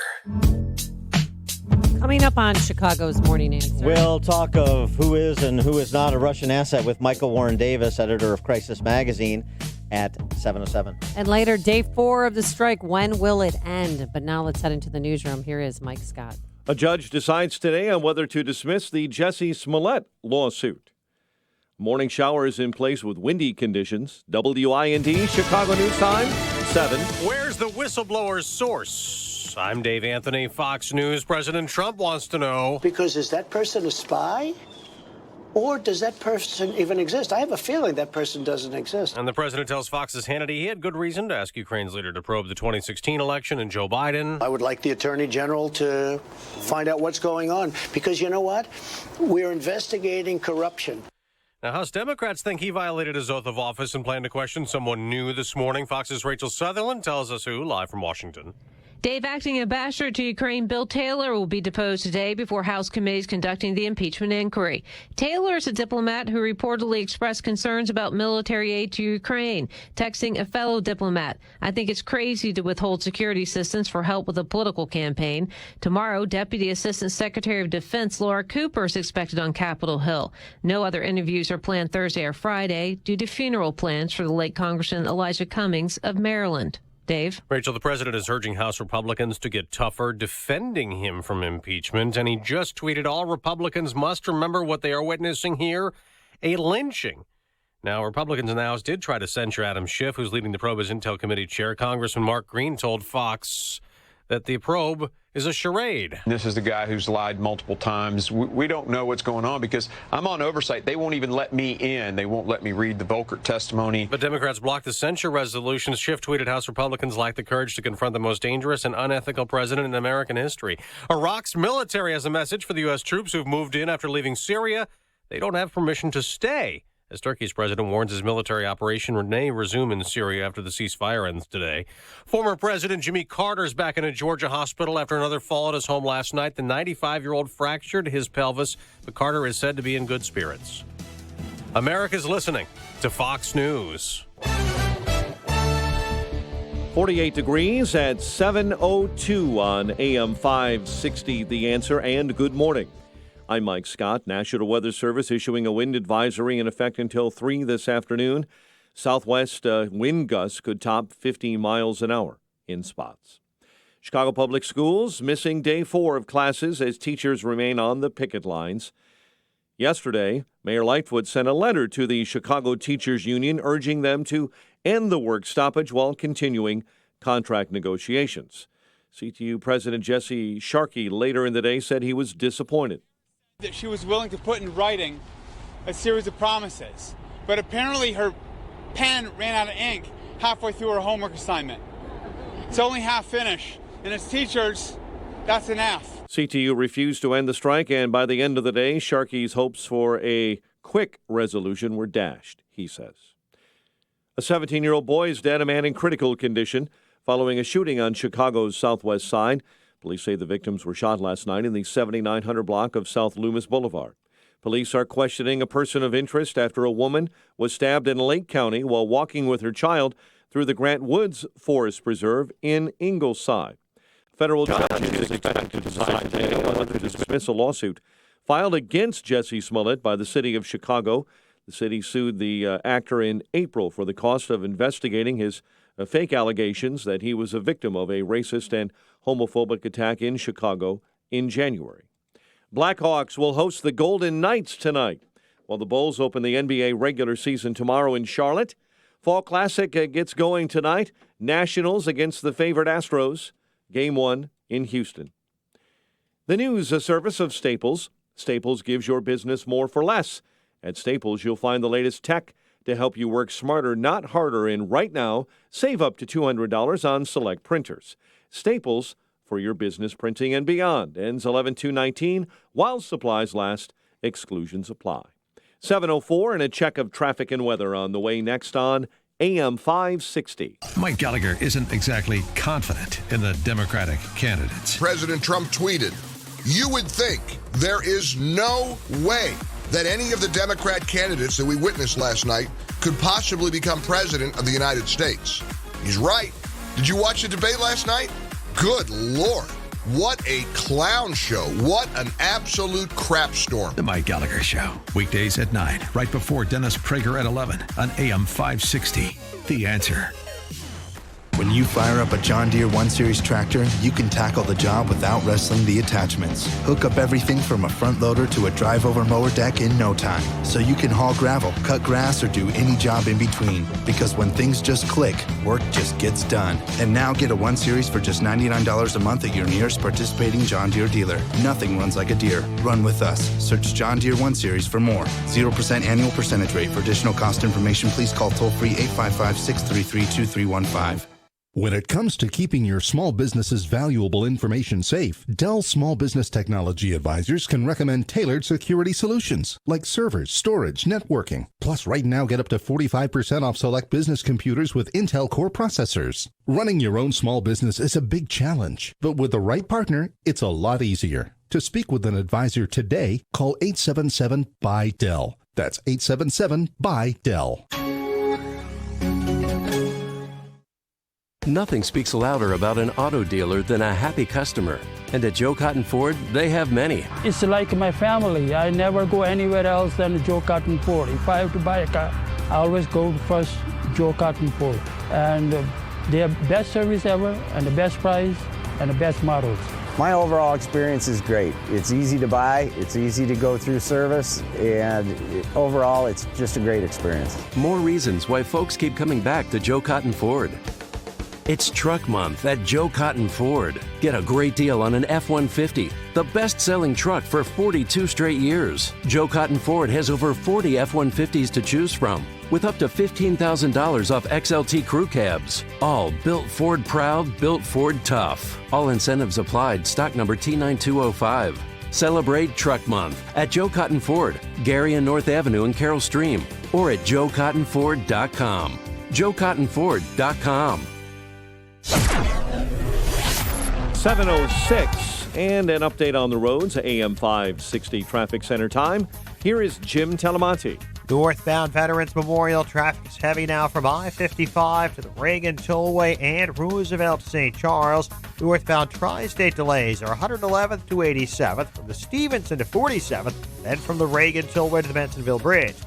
Reagan Tollway delays are Farnsworth to Eola and 83 to Roosevelt. Edens, 26 minutes like Cook to Junction. Kennedy, 45 minutes. O'Hare to downtown, quicker the Express. Eisenhower, 390 to downtown. It's 50 minutes, 35 from Manheim. Stevenson, 48 minutes, 355 to the drive. Ryan, 25 minutes from 95th. I-57, 22 minutes. I-80 to the merge. Bishop Ford, 50. And that's traffic. I'm Jim Talamonte. On AM 560, The Answer. Chicago's Morning Answer continues next, and your official Chicagoland weather forecast. from the 1 Hour Heating and Air Conditioning Weather Center and our meteorologist, Steve Williams. Some places could see a shower this morning. Otherwise, clouds, windy, and cool today. High 51. It'll be clear tonight, low 38. Some sun tomorrow, then increasing cloudiness, high 58. Cloudy, chilly day on Thursday with a high at 50.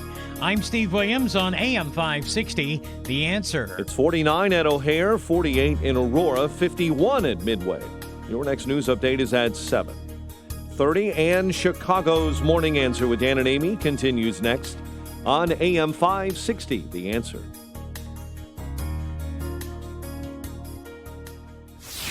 This hourly segment is brought to you by On Target Radio. From firearms and Second Amendment rights to personal freedoms and government intrusions. Listen here Sunday nights at 9.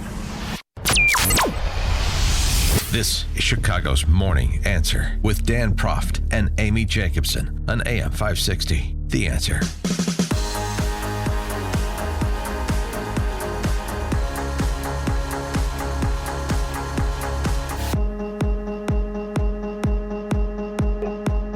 Top of the morning, Dan and Amy. I mean, look, I appreciate anybody who calls Hillary Clinton Queen Warmonger and the rod of the Democrat Party.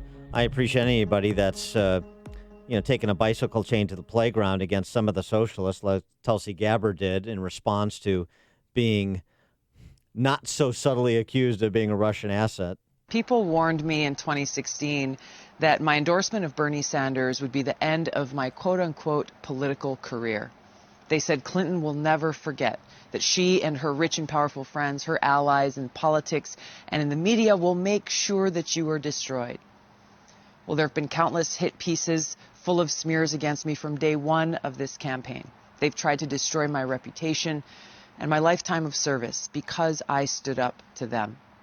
I've spent over 16 years of my life proudly serving in the Army National Guard. I still serve as a major today. I volunteered to deploy to the Middle East twice. I've served in Congress now for nearly 7 years, serving on the Foreign Affairs Committee, the Armed Services Committee, the Homeland Security Committee, and I am not afraid to openly express my love for our country. But if they can falsely portray me as a traitor, then they can do it to anyone. You know, it's interesting, too, because why didn't Hillary Clinton call Bernie Sanders a Russian asset? Right. I mean, he literally was in the Soviet Union in the 80s, extolling the virtues of their lovely chandeliers and enjoyable, affordable puppet shows. Yeah. I mean, it's... Why did she choose to go after? But it was so... I mean, Tulsi is no threat to her or any Democratic challenger to be president. The remarkable thing is the D.C. press corps still running interference for Hillary Clinton because they still need to prop up the narrative that somehow Hillary Clinton both won and the election was unfairly stolen from her. It's like Schrodinger's cat. But okay. But I'll give you an example of what I'm talking about for the layman, and this show is truly for the layman. Joy Behar on The View, speaking to... hate has no home here, champagne socialists in the suburbs. She tweeted back and called Hillary a warmonger. Okay, so that does not do anything for me. She hasn't denied it. She hasn't said anything in her tweets. How dare you? That's outrageous. Of course I'm not. Okay, Joy. So Tulsi Gabbard has to answer the question, are you now or have you ever been a member of the Communist Party? Really? I mean, they're so historically ignorant. They are adopting positions that if you put in a different context, they would find abhorrent. She hasn't denied it. That's indicative of her being guilty of it. Isn't that remarkable? President Trump certainly thought so. Here's what he had to say about Hillary and her conspiracy theories with Hannity last night. Tulsi Gabbard is a Russian asset, and that Jill Stein is a Russian agent. And I said, wait a minute, it took me 2.5 years. I wish you would have said that earlier because people would have realized she's crazy. She's crazy. She's crazy. The she is Hillary Clinton. And he also referred to her as sick. That's not how other members of the press are reporting it, including the political press, not just, daffy talk show hosts like Joy Behar. Washington Post columnist Jonathan Capehart. Yeah. He claimed Saturday that Clinton did not name names when she alleged the Russians were grooming Gabbard. that was after Nick Merrill, Hillary Clinton's spokesman, already conceded it. He was asked directly whether Hillary Clinton was referring to Gabbard, and his response was, if the nesting doll fits. That's a concession that she was talking about Gabbard. Of course she was. When Hillary Clinton says there's a Russian asset and doesn't say anybody's name, and Tulsi Gabbard goes, how dare you call me a Russian asset? That's NBC News' Jonathan Allen saying the same thing, like, oh, Tulsi Gabbard has a guilty conscience because she's volunteering herself as the target. No. Hillary Clinton volunteered her as the target. For more on this topic, we're pleased to be joined by Michael Warren Davis. He's the editor of Crisis Magazine. He's also a contributor to American Conservative, Spectator USA, and First Things. Michael, thanks for joining us. Appreciate it. Hey, thanks for having me. So you take a bit of a different tack, and I've addressed this as well, but I'll let you make your case. You're addressing the Tulsi Gabbard flap with Hillary Clinton from sort of the conservatives have fallen in deep like with Tulsi Gabbard because she's disliked by CNN and the New York Times, and she's liked by Trey Gowdy.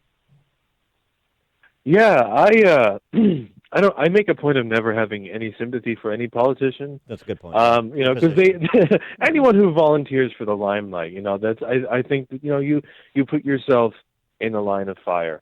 So with Representative Gabbard, a lot of conservatives, obviously, and with very good reason, they have a lot of sympathy for her foreign policy positions, especially people like me, first-hour Trump supporters who have been sort of disappointed with his handling of the Syria issue, for instance.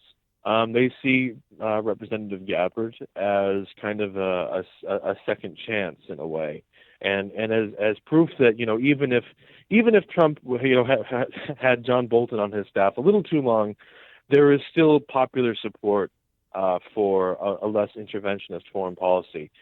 But at the end of the day, all of these woes that betide Mrs. Gabbard, they could all be solved pretty expeditiously by switching to the Republican Party. And, but the reason that she would receive a true hero's welcome. She could win any political office she wanted. Imagine Tulsi Gabbard running as a Republican for president to succeed Trump with Trump's blessing. She would be a shoo-in. And that's what I recommended that she do. At the beginning of the cycle, I wrote another piece for the Spectator USA, suggesting that she do just that she keep her powder dry and run as Trump's successor. But the reason she doesn't do that is because she buys into the whole of the Democrats' abortion extremism and their support for radical gender ideology.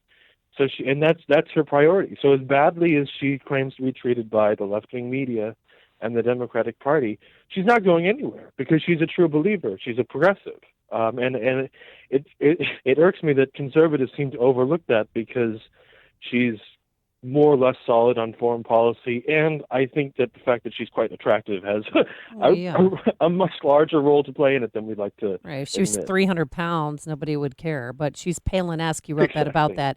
And she's a surfer chick, and she's, an active member of the U.S. Armed Forces, and that attracts people to her.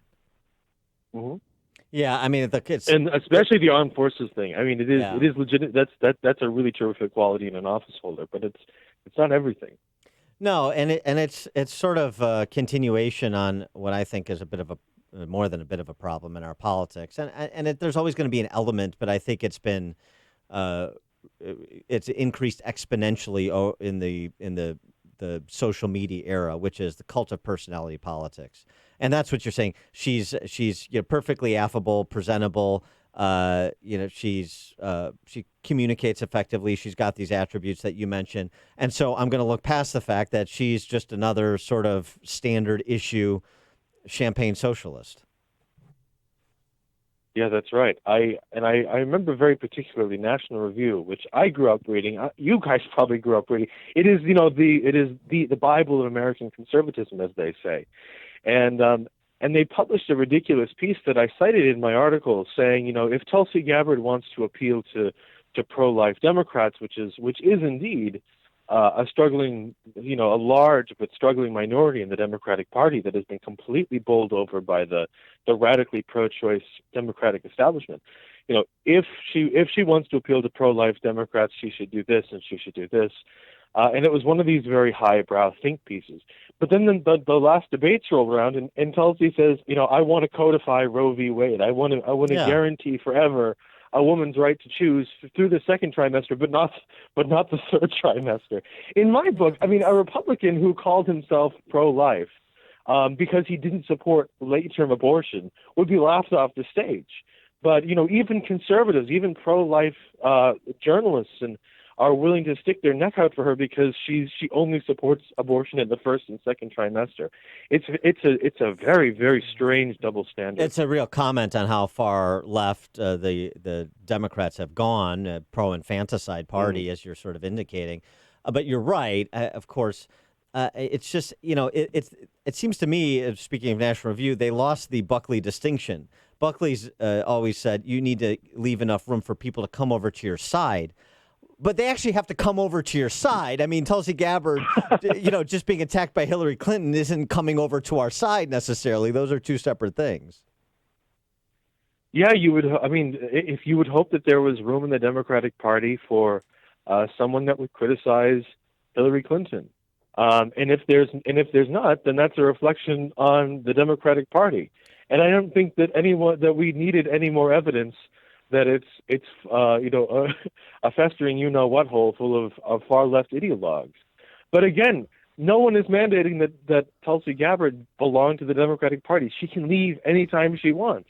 And if she chooses not to do so because she adheres to the left-wing ideology, by and large, or because she's concerned about her political future and she knows that she would have no hope as an independent, well, sorry, you don't get. I'm not going to give enough. Anyone a shoulder to cry on. No, it's not good enough. If you wanted that, the true, if she is a politician of principle, and I believe that at some level she is, then she should make a truly brave stance and say, I'm leaving the Democratic Party. I'm going to stand on principle and not on the donor class. Well, who do you think is more likely to have a transformation? Because maybe we could have a trade here. Who is more likely to have an epiphanal moment, Tulsi Gabbard or Mitt Romney? I'd be willing to trade straight up those two, and get put Pierre Delecto. Yeah, put her under the tutelage of Trey Gowdy and see how she develops over the next 30 years. Mitt Romney's, he's a short timer. I really do think that she would have a spectacular career as a Republican. I wouldn't be surprised if she's one of these people that leaves office and then starts getting on the circuit, going to CPAC and Fox News and saying, the Democratic Party that exists today is not the Democratic Party that I joined. But again, when I wrote the article at the beginning, it was over the winter. It was right at the beginning of the cycle, saying, keep your powder dry, wait till 2024. I kind of meant it. I would love to vote for someone like her because she is, in a lot of ways, she's a more coherent, presentable Trumpian figure, but who also has that charisma that will appeal to more centrist and left-wing voters. But as an active member of the U.S. Armed Forces, you really do hope would sort of stay true to the middle America blue guys. You guys are in Illinois, I'm in Michigan. The people that live in our communities. But I don't think she's going to do it. I think that she's too deep in the Democratic machine. I wanted to get your take on another topic, news that came out this week, finding a survey of Americans that's done annually by a number of organizations. The survey on religious affiliation, finding that in the last decade, the number of Americans identifying as Christian dropped by 12 percentage points, which is pretty substantial, and how you think that will inform our politics going forward. Well, that was really kind of a crippling blow, I think, to the morale of American conservatives. If you want to put it this way, for the first time in the history of the United States, since the Declaration of Independence, the majority of Americans are no longer Protestant. 49% of the country is Protestant. I'm a Catholic. The number of Catholics, according to Pew, dropped from 24% to 20%. And there have been all sorts of, now look, I edit a Catholic magazine, so this is more my forte, but, I went through the other day and I crunched the numbers and I looked at, how many well, how many Catholics, what's the drop in the percentage of Catholics? Okay. Well, how many Catholics actually believe in the dogma of the real presence of Christ in the Eucharist? Okay. How many accept the Church's teachings on homosexuality and contraception, etc.? And by my number, guys, it comes out in my mind, the percentage of Americans who go to Mass and who fully accept all the teachings of the Catholic Church, I think it's at about 1% of Americans now, which was probably, I would guess, 20, 30%, maybe 50 years ago. And I don't know what it would be for Protestants, but I imagine it's an equally perpetuous problem. As bad as these numbers are, I think that if you dig deeper and see not only who calls themselves Christian, but who really believes in Christian teaching, who really accepts sort of biblical or magisterial teaching, I think it's going to be even lower. And how is this going to affect the news cycle? Well, I'm a social conservative, and I think that you guys are too. And as much as I voted for Trump in the primary when I lived in Massachusetts, I was a first-hour Trump guy. But I got to say, I'm more socially conservative than Trump. I think a lot of Trump voters are more socially conservative than Trump, and that's okay. But it doesn't look good for us going forward. It looks like social issues are gonna take a back seat. And look, this is the point that I always make. When Obergefell versus Hodges, when the Supreme Court decided that gay marriage would be instituted across the country, that was it. There was never any chance of us repealing that. Of course, if the conservative side had won, if the Supreme Court had decided that there isn't a universal right to gay marriage, it wouldn't have even been a stumbling block to the left. They would have gone right back out to the hustings. They would have grabbed their signs. They would have demanded that the Supreme Court change their vote. They would have pushed it through again. They would have fought until they got the result they wanted. For us, as soon as Obergefell was decided, we said, "Oh, well, that's it then. We better move on to the next issue." Social conservatives are chronic defeatists. Yeah. And as these battles keep being fought, as the Overton window shifts further and further to the left, as gay marriage is instituted, as abortion rights spread, as faith among the American people continues to decline rapidly, we just sort of roll over and accept it and say, "Well, I hope things don't get any worse."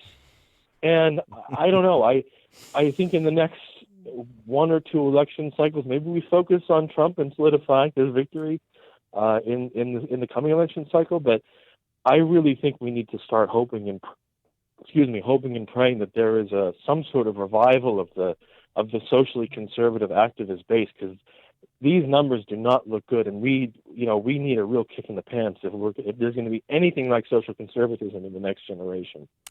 Michael Warren Davis, editor of Crisis Magazine, contributor to American Conservative, Spectator USA, and First Things as well. Thanks so much for joining us. Appreciate it. Thank you, my friends. Speak soon, I hope. Take care. And he joined us on our turnkey.pro answer line. There's only one radio show in Chicago talking about today's biggest stories and telling you what they really mean. That show is this one, Chicago's Morning Answer on AM 560, The Answer. I'm Gary Rabine of the Rabine Group and the podcast Ditch Digger CEO. One of my favorite things to do is golf at our exclusive Bull Valley Golf Club in Woodstock. Just 55 minutes northwest of O'Hare and 35 minutes south of Lake Geneva. 5 minutes from the Metro line. 250 acres of amazing terrain, oak and red pine forest, native prairie and marsh. It feels like you played 4 different courses in 18 holes. Golf Digest rated Bull Valley the 30th most challenging championship-style golf course in America. One of the best courses in Illinois, and the track the best golfers want to play. Good golfers, Bull Valley will make you great. Bad golfers like me, Bull Valley will make you better. A world-class staff and 2 amazing teaching pros, simulators, and a beautiful instructional range. I've got the greatest offer on the planet in private championship golf. If you live in or near Chicago, join our Chicago membership in the next 10 days and get 18 months for $2,500. You heard it, $2,500 to be a member until April 2021. Email Gary at bullvalleygolfclub.com and play championship golf tomorrow. That's Gary at bullvalleygolfclub.com. Hey, is your child falling behind academically? Is your child's school, are their teachers on strike? Is he or she overwhelmed, distracted, or unable to focus? Does your daughter lack confidence?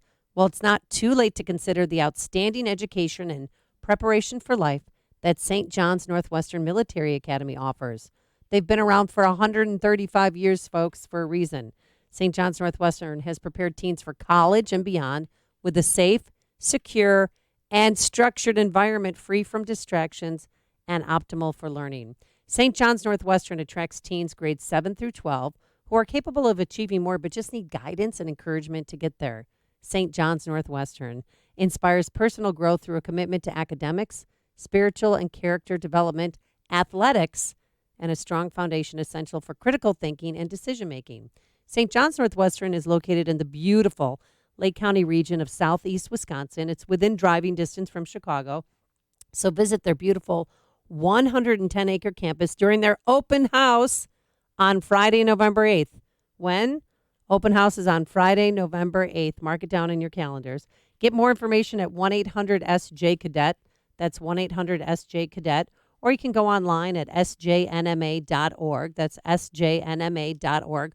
Also, if you go to YouTube, type in Amy Jacobson and St. John's Northwestern, and you could take a virtual tour of the beautiful campus and meet the leaders who inspire our young men and women. St. John's Northwestern Military Academy, leadership lives here. The mediators at Levin and Brend have years of mediation and family law experience. In financially complicated cases, Levin and Brend offers unique financial expertise. Some of the attorneys are not only fellows of the prestigious American Academy of Matrimonial Attorneys, but also certified public accountants, business valuators, and tax experts. They are routinely appointed by the courts to be the court's financial experts. If you need a mediator, tax preparer, business valuator, forensic accountant, or estate planner, Levin and Brend should be your choice. If you want to conduct your divorce in a confidential setting with financially sophisticated professionals, experienced, trained mediators who provide a balanced process, Levin and Brend should be your choice. If you are ready to reduce the stress which can be involved in a divorce and move on to the next stage in your life,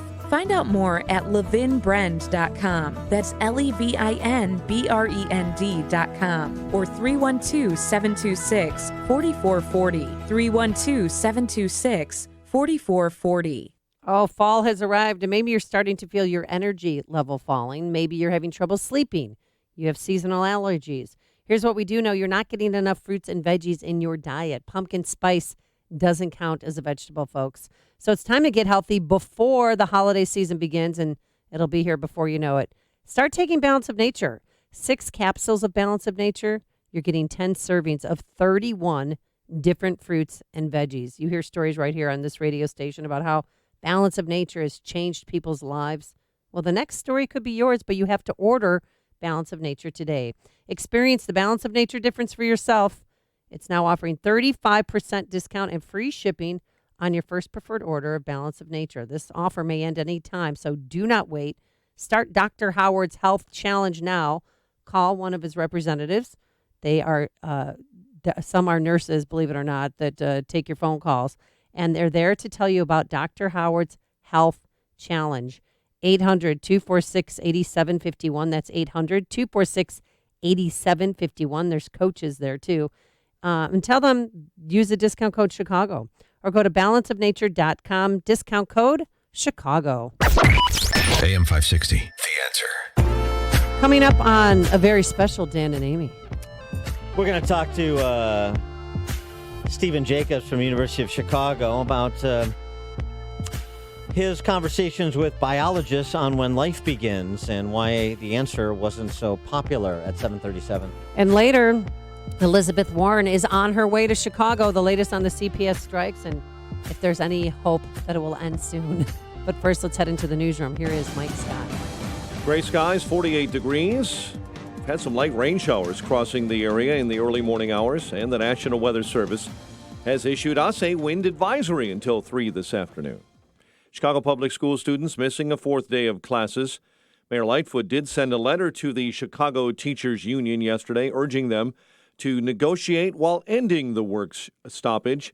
CTU President Jesse Sharkey says he's disappointed with that letter. The mayor has said that she was willing to put in writing a series of promises, but apparently her pen ran out of ink halfway through her homework assignment. It's only half finished, and as teachers, that's an F. CTU refused to end the strike by the end of the day. Turkish President Tayyip Erdogan meets today with Russian President Vladimir Putin at the Black Sea resort of Sochi. Erdogan agreeing last week to pause in Turkey's attack on Kurdish fighters in northeast Syria. There are fewer troops in Afghanistan. General Scott Miller, commander of U.S. and NATO forces in Afghanistan, saying they've reduced the authorized troop strength by about 2,000. A top American diplomat scheduled to testify before Congress in the ongoing impeachment inquiry of President Trump, Bill Taylor, will appear only to Democrats in a closed-door hearing. Democrat presidential candidate Tulsi Gabbard receiving unexpected support from President Trump. Tulsi, I don't know Tulsi, but she's not a Russian agent. Trump defending the Hawaiian Congresswoman after Hillary Clinton suggested that Russia is grooming her for a third-party run. City Club of Chicago held its first event Monday since reports revealed the organization was raided by the FBI as part of an ongoing investigation into ComEd's lobbying practices, looking for information on Illinois House Speaker Mike Madigan in relation to ghost payrolling and alleged political hiring and contracting at ComEd.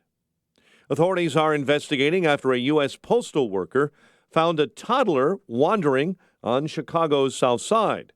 Police say the mail carrier discovered the 3-year-old alone on the street yesterday near 74th and Clyde. Blackhawks host the Golden Knights tonight, while the Bulls open the regular NBA season tomorrow night in Charlotte. The news is a service of Panera Bread. At Panera, get breakfast that's fast, not fast food.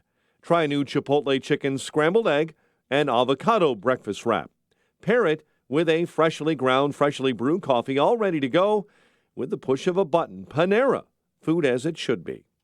7:34 and a check of traffic and weather on the way next on AM 560. Tickets for Freedom Summit 2019 sold out in record time in response to the high demand. We've opened up an overflow room for attendees to watch the event on Saturday, November 2nd at the Westin Chicago Northwest. Overflow tickets are on sale now, but are selling fast. Get yours at freedomsummitchicago.com. That's freedomsummitchicago.com. Sponsored in part by Woodland Windows and Doors, Automated Systems Incorporated, Joe Cotton Ford, HealthInsuranceMentors.com, and by Crown Weedy Roofing. Hi, this is Dan Frio with the Mortgage Update. Is the lack of having enough money in the bank holding you back from buying a home? The state of Illinois is helping first-time home buyers with this issue with a program you can only get through a limited number of lenders that's hand-picked by the state, and I'm one of those preferred lenders. This program is a grant up to $10,000 to help you with your down payment and also cover closing costs. Stop paying your landlord's mortgage and get on the path to buying your own home. Since this is a grant program, funding can run out at any time, so call now and reach out to me personally. Just pick up the phone and call 844-775-LOAN. That's 844-775-LOAN to reach me personally, or visit me on the web at windmortgage.com. That's windmortgage.com. Parkside Lending, LLC is an Illinois residential mortgage licensee and an equal housing lender. NMLS 176162. Balance of Nature. Changing the world, one life at a time. And balance of nature for my energy and everything, it does make it much easier for me. I love it. I tell everybody about it. And I love when they have the shows when the doctor speaks and all. So it really it lifts your spirits too, knowing that there's somebody out there that really wants to help you and has come up with something this good. So I'm happy. Experience the Balance of Nature difference for yourself. Balance of Nature is now offering a 35% discount and free shipping on your first preferred order of Balance of Nature. This offer may end at any time, so don't wait to start Dr. Howard's Health Challenge. Call 800-2468-751 or go to balanceofnature.com and use discount code CHICAGO. 7:37 AM 560 Traffic Center time. Jim Talamonte. Metro reports fairly mild delays on Union Pacific North and Northwest trains with mechanical issues. 53 southbound traffic really bottled up now. Rand Road to Kirchhoff. Northbound Veterans Memorial delays are I-55 much of the way to St. Charles and the Army Trail full to 290.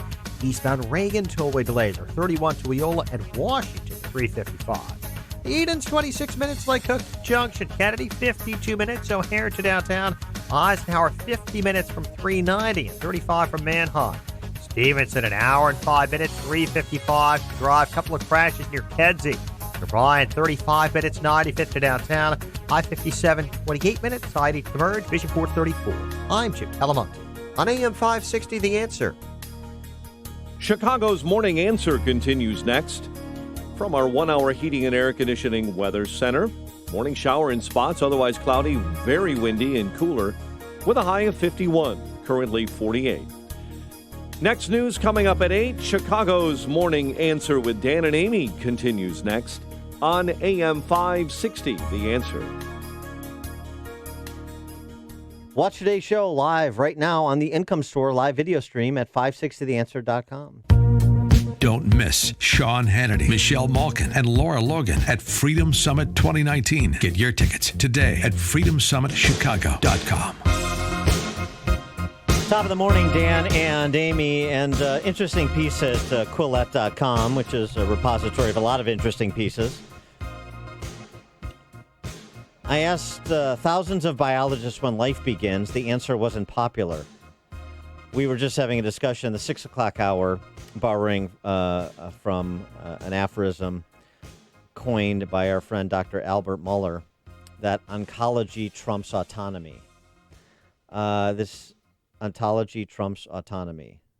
This seems to be another case of that. Even biologists have to agree, no matter how PC-addled their work environments may be.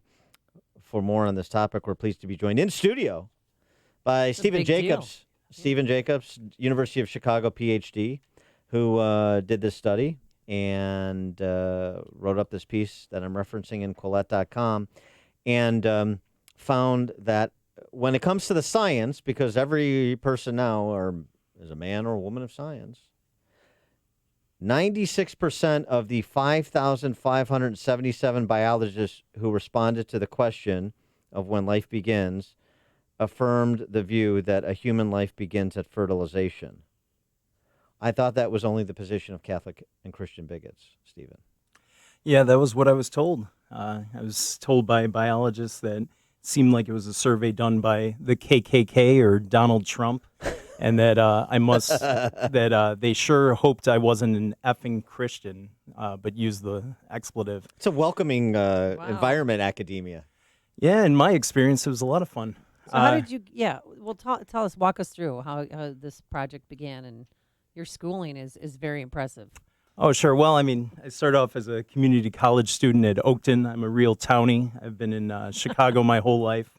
So I started at the University of Chicago in 2009, and I wanted to do research on the abortion debate. But my first attempt was thwarted by a professor who actually said I couldn't even write a course paper. Wouldn't even let me write a course paper to explore how I would do like a master's thesis or a dissertation on the abortion debate. Marketplace of Ideas, University of Chicago. Yes. Yep, I was told it was too controversial. All of my colleagues, they told me that I, as a white Christian male, shouldn't be doing that research, that it should be a woman's job to do that research. So it took years for me to finally find somebody. Yeah. It was a lot of fun. I mean, and just as to jump a little bit ahead, I actually just heard back from somebody in my department after my Quillette piece came back. And supposedly people are saying some pretty terrible things about me, acting as if I was trying to take down the department or take down the school when all I was trying to do was share my research. Well, you interviewed 5,577 biologists. I mean, you did other things, but that's central to the controversy, right? Because you have 96% of 5,577 biologists saying human life begins in fertilization. And, of course, that's terribly problematic for the pro-abortion side because if it's a human life, then protection's attached, and now we got a problem. Right, and I mean, I think what most struck me about my research was, the fact that this was actually just one small component of a much larger mediation of the U.S. abortion debate. So I actually went to law school, and I became a trained mediator. I became certified. I used to mediate disputes in small claims courts. So I used that approach to study the U.S. abortion debate. So I actually surveyed thousands of Americans, and they said that when life begins is an important question in the U.S. abortion debate. So I even asked them, so who do you think is most qualified to answer that question? Because they suggested that we could actually heal the debate if we worked from a common set of facts. And over 80% said that biologists were most qualified because they are objective experts on the study of life. And so the biologists who responded that perhaps are pro-choice or even pro-abortion, there's a distinction there, I think. But how did they address your inquiry? 85% were pro-choice. I believe it was 89% were liberal, 92% were Democrats. So these were not people who wanted to affirm that view. And unfortunately, even though they affirm that biological view, they still let me know, well, this doesn't mean that they have rights. This doesn't mean that I'm against abortion. They were, luckily able to separate science from their ideology. It was just once the science dropped, once that part was done, that was when they unleashed their vitriol on me for even asking it. But it's fascinating that their ideology trumps what they know to be true. I mean, that's how powerful culturally this ideology is, and how politicized even scientists have become. Yeah, so from a research perspective, that was probably what was most interesting about my research. So I think for the sake of the country, the finding that life begins at fertilization is most important because that could resolve a huge issue in one of our most divisive debates. But in terms of the research, the biggest thing I found was this was one of the first instances where conservatives were much more aligned with scientists than liberals. So there's all of this research when it comes to evolution and climate change where liberals are closer to scientists, and they make all these accusations against conservatives that they use motivated reasoning and their identity protects their thinking.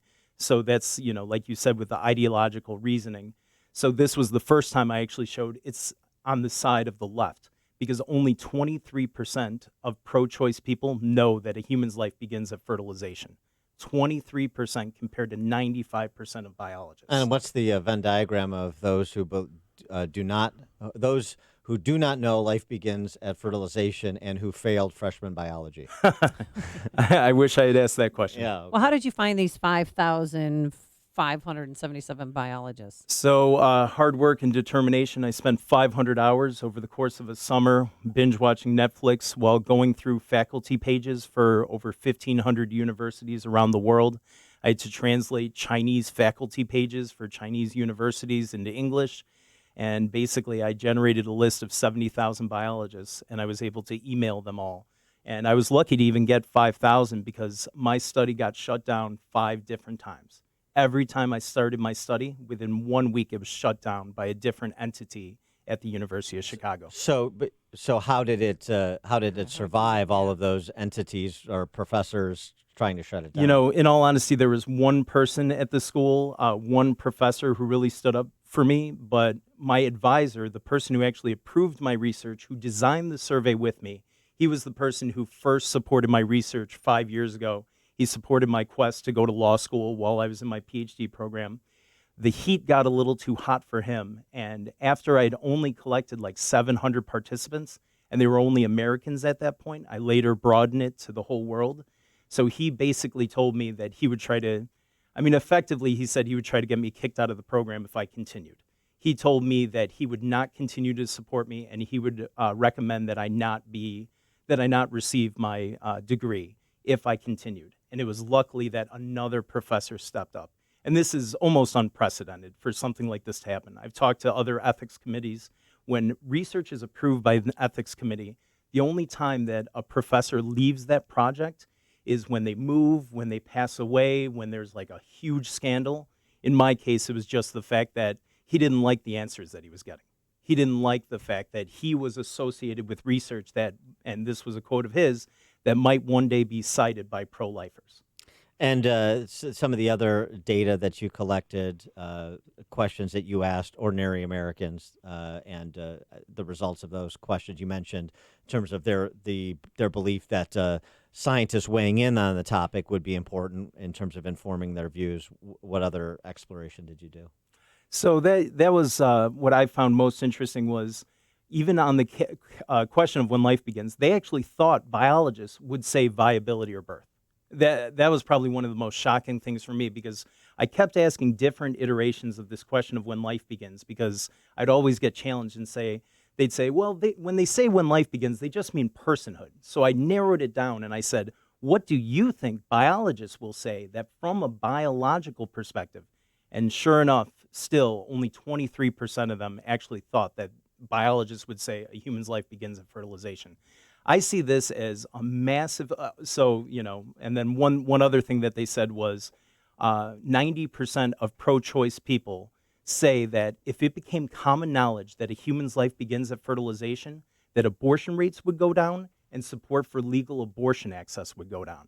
This suggests that they understand that there's this inextricable link between how we define a fetus as a human and whether or not abortion should be legal. Well, isn't that what we see in practice too? So your research sort of confirms what we see anecdotally in practice, which is, for example, when it's no longer an abstraction, you see an ultrasound. Right. People's decisions and viewpoints change. And frankly, because of the technological advancements in medicine, we're more and more able to zero in on viability outside the womb, right, to pinpoint that. And so then you have, it forces people to confront things that they may not want to confront, but that they can't deny are true. So, I mean, that's kind of the thrust of the research, is that it's only through dehumanization that we're able to justify what is. And this data kind of shocks most people, but right now, over 56 million humans are killed through abortion each year. That's the same number of deaths from all causes combined. Obesity, old age, heart disease, AIDS, cancer. 56 million humans die a year from all causes, and then 56 million humans are killed in abortion. And that means 1 billion humans have been killed since Y2K, since the year 2000. I mean, abortion is the most destructive human practice we've ever had. And somehow we not only turn a blind eye, but we shout our abortions and we celebrate abortion and we talk about it's something to be proud of. I mean, an actress, Lena Dunham, had said that she regretted not having had one, that she wishes she had engaged in that experience. Shout your abortion. So gross. Yeah. I mean, so you say 56 million worldwide, or 56 million worldwide. And you got to compare this against, there's only about 400,000 homicides a year globally. All in Chicago. No. Yeah. Right. Oh, God. Humans don't kill humans. It's very rare. But somehow when it comes to abortion, I mean, it's worldwide, it's basically 28% of all pregnancies the fetus is killed in an abortion. I mean, when you consider the scale of it, I think that's one of the biggest things that shocks me about the abortion debate is just those sheer numbers. I mean, I can't even wrap my mind around them. And the rationalizations, the navel gazing that you're suggesting too. I mean, it's very interesting when you have conversations with people and you drill down to see how their ideology holds up under different fact scenarios. So, for example, you're pro-choice, right? Oh, sure, I'm pro-choice. Would you be okay if a woman decided to have an abortion because the baby was female and she wanted male? No, I'm not so much on board with that. Would you be okay if the woman had an abortion because the baby was going to have a disability of some sort? No, that makes me a little queasy. I'm a little uncomfortable with that. So the dehumanization or treating it as an abstraction, I think those are basically two sides of the same coin. That's right. That's the whole ballgame. Yeah. Isn't it? And I think that's how we've progressed, or rather devolved. I think our reasoning on it, if you look at most pro-choice arguments, they really don't stand up to even the next level of argumentation. So like you said, I mean, even consider something like, I don't think I have a right to tell somebody what to do with their body. Do you feel that same way when it comes to slavery, when it comes to other issues? That it should just be a matter of, if you don't want to have an abortion, don't have one. Right. Versus, well, if you don't want to own slaves, don't own slaves. Well, no, we need laws against that because there's human conduct that we need to restrict. Right. Because it's a form of evil, it's destructive, however you want to call it. And you suggest some motivations, some additional motivations, what we're talking about for the hostile reactions that you generated despite the scientific consensus. Yeah, and I mean, that was what was interesting about hearing from a student in my department, and he was a Christian himself, and he was describing how he's witnessing this, what he called a form of Christian bigotry. And he noticed that, here he is a Christian, and he's watching them disparage me as some religious zealot, even though no part of any of my research or any of my talking points about it have anything to do with religion. So whatever my personal identity has no bearing, yet they directly attacked me as a Christian, because that's kind of the easy scapegoat, is to see opposition to abortion either rooted in sexism, Christian beliefs, or some desire to control a woman's body or to put our morals on society. And this is just box checking here because you were conferred your PhD, but this was peer reviewed. So it was, if you want to say peer reviewed in terms of, there were 4 PhDs from the University of Chicago that had to review my dissertation. They were on my committee and they all approved it, and they were from different disciplines like law, history, biology, and cultural psychology. So I'm currently working to get my actual research published in journals. And surprise, surprise, most aren't very interested in even considering it. But I will find a home for them eventually. Interesting thing about peer review is they don't actually check your data. They focus on your arguments and how well those arguments fit within a broader body of research. So essentially, my data stands on its own. I'm not even making any arguments. I just want people to know that that indeed abortion is a form of homicide. And I mean, that's not to say that there aren't defenses for it. You can, we know that you can kill a human if they pose an imminent threat to your life. So self-defense is an excuse for an abortion. That is a possible defense. So it's not to say, that finding necessitates a certain view on abortion. And that's what I wish pro-choicers would understand, is that they could defend abortion while still acknowledging the truth. It's just far more difficult to do so, and people would be less likely to buy it. It's easier for people to buy it if it's just seen as a tumor.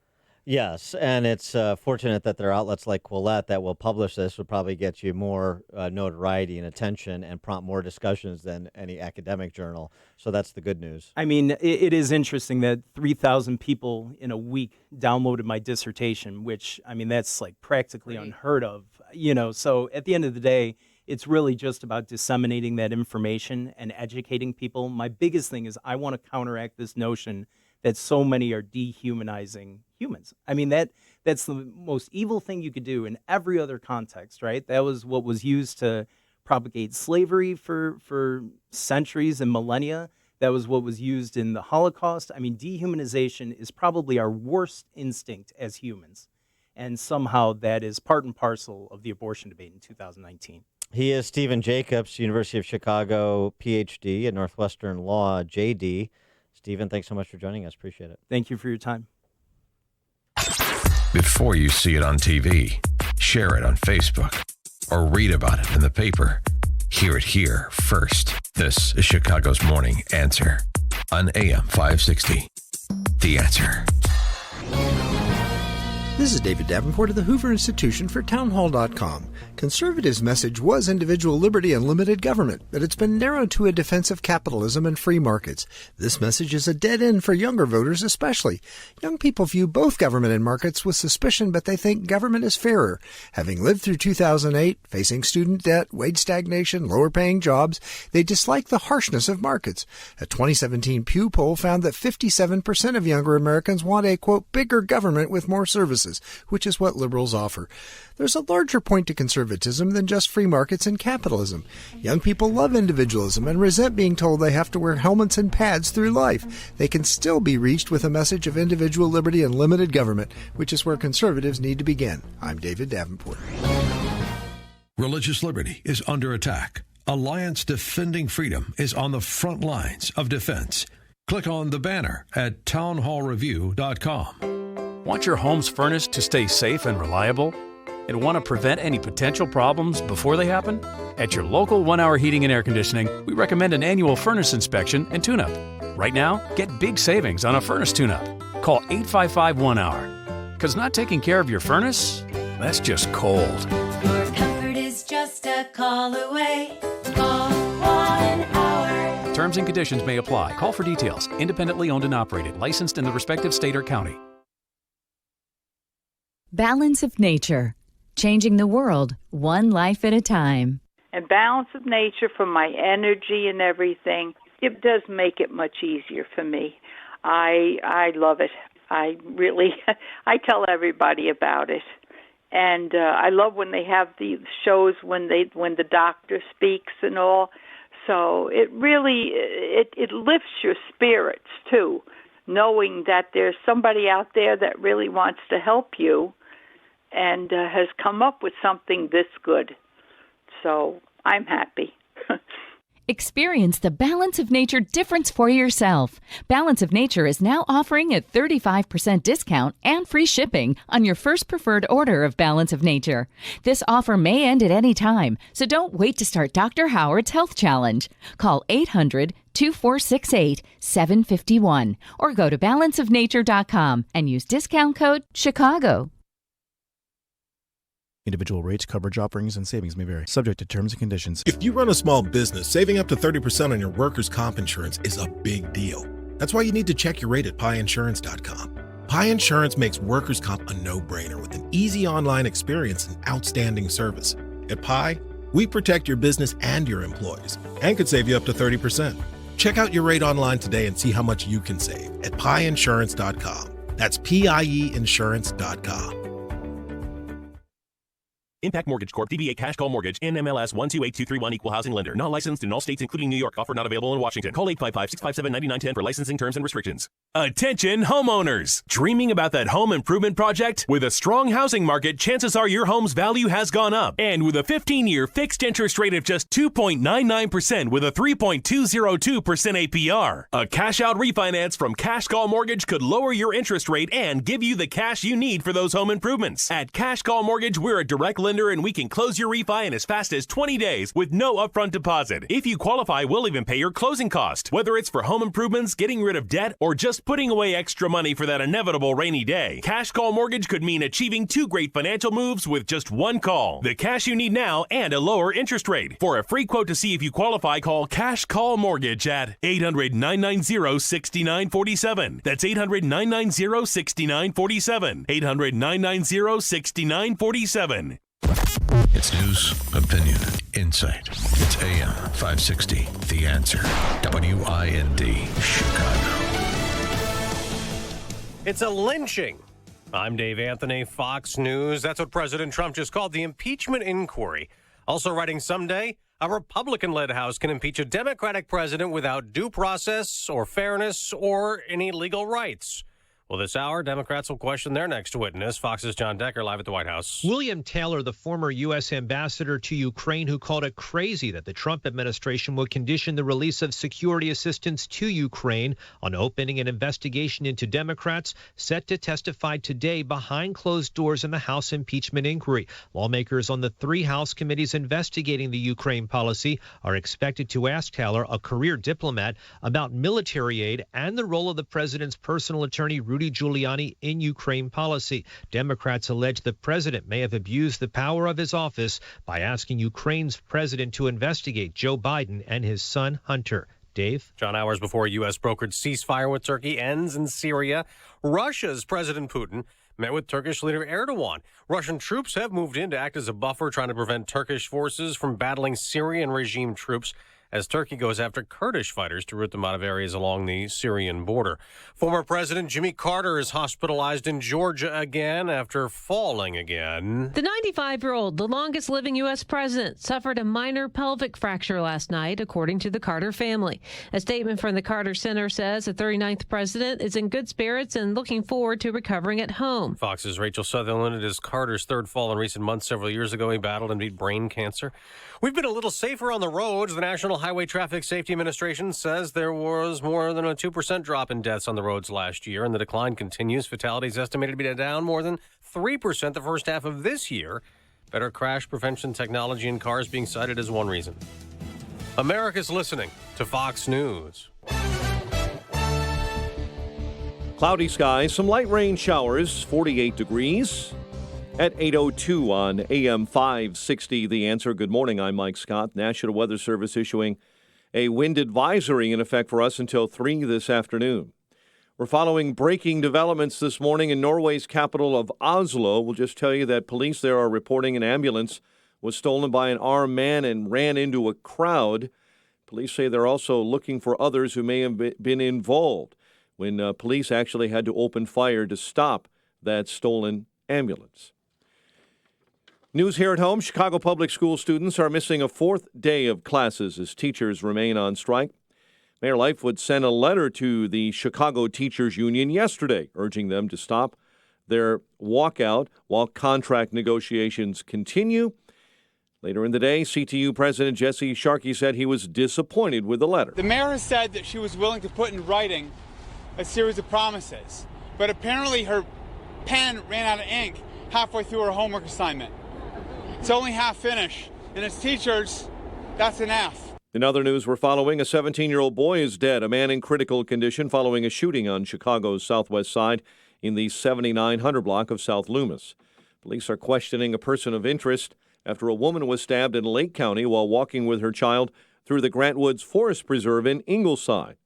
And authorities are investigating after a U.S. postal worker was found a toddler wandering on Chicago's south side. The 3-year-old, only wearing a diaper, was discovered near 74th and Clyde. Blackhawks host the Golden Knights tonight. It's 8:03. Time for the AM 560 Business Beat, a service of Signature Bank, helping local businesses succeed. Visit signaturebank.bank for your commercial banking needs. Now the latest from the Fox Business Network. I'm Deirdre Bolton, and this is the Fox Business Report. Toy maker Hasbro is reporting a disappointing quarter. Its gaming business made less money, though it's seeing strong response to its Disney Frozen 2 and Star Wars The Rise of the Skywalker toys. The Justice Department is looking into Comcast's decision to drop Starz channels for its Xfinity customers and then charge extra for the movie channel. The New York Post says antitrust investigators are looking into complaints. Revolut, a digital banking app popular in Britain, is expected to issue cards in the U.S. by the end of the year. Revolut charges no fees to hold an account or to transfer money. It's launching in the U.S. by partnering with MasterCard. That's your Fox Business Report. I'm Ginny Cosola. Invested in you. It's 8:04 in Chicago. A check of traffic and weather on the way next on AM 560. Larry Elder says education doesn't always equal informed. This is not about IQ. It's not about whether or not you've done well on your aptitude test. There are people that have a great deal of prestigious credentials, high IQs, high scores, who are absolutely either devoid of common sense or have bought into stuff that they've heard on television, have not bothered to research it themselves. The Larry Elder Show. Weeknights at 7, right before Jay Sekulow at 9 on AM 560. The Answer.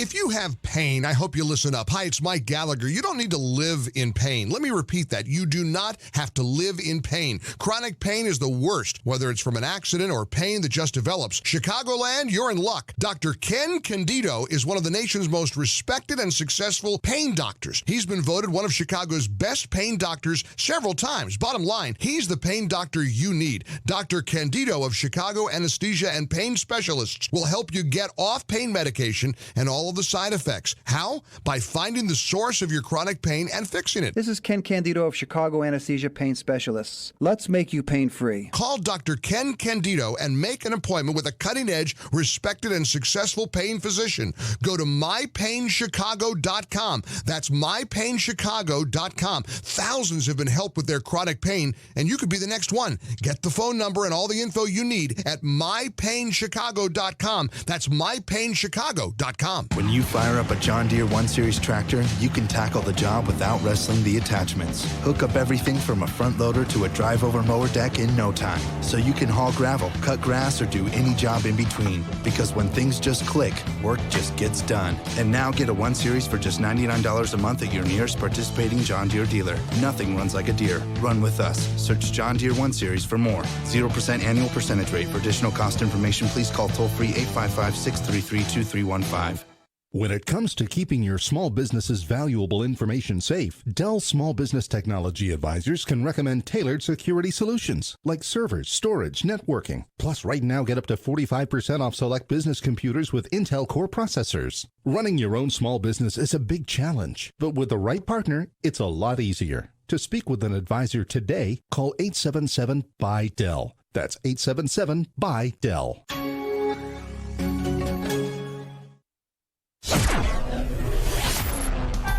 It's 8:07 on AM 560. Time for a dry basement and a healthy home. Time to call Permaseal, 800-421-SCAL. AM 560 Traffic Center time, Jim Talamonte. Inbound Eden's delays start at Oakton, 26 minutes. Lake Cook to Montrose, outbound 25. Kennedy, 57 minutes. O'Hare to downtown, 37 from Montrose, 27 on the Express. Outbound 49 minutes to O'Hare. Inbound Eisenhower, an hour and 2 minutes, 390 to downtown. It's 41 minutes from Manheim. Outbound 47 minutes to 390. Stevenson, an hour and 18 minutes, 355 to Lakeshore Drive. Outbound 48 minutes.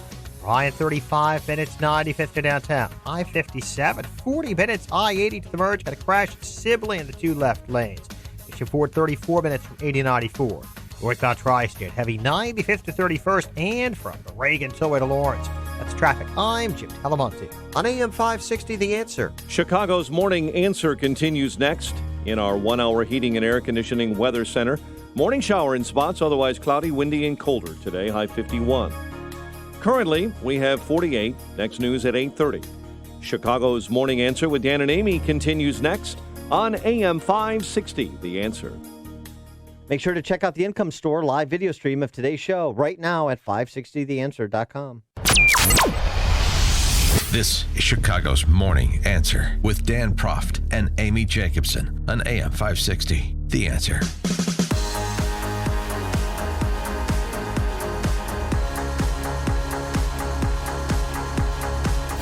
Top of the morning, Dan and Amy, and they persisted. And the she who persisted, popularizing that phrase, is coming to town. Elizabeth Warren will be there to rally in solidarity with the Chicago Teachers Union, all the Maduroistas out on the street. Yeah, and they're not waiting to 1 a.m. because they normally take it to the streets downtown. They're doing this at 10 a.m.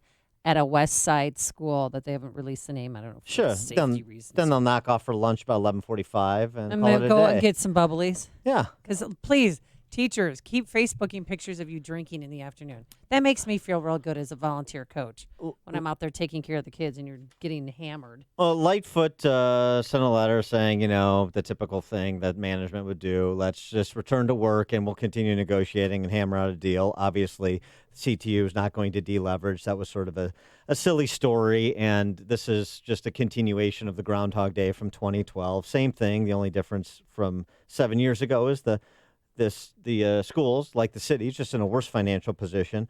But Jesse Sharkey was forlorn. The mayor today has dashed our hopes for a quick settlement. No. So much drama. Oh my God, look at me. It's so hard. Well, I'm a dad and my kids hate me because my kids can't play sports either. Both of my children are in Chicago Public Schools.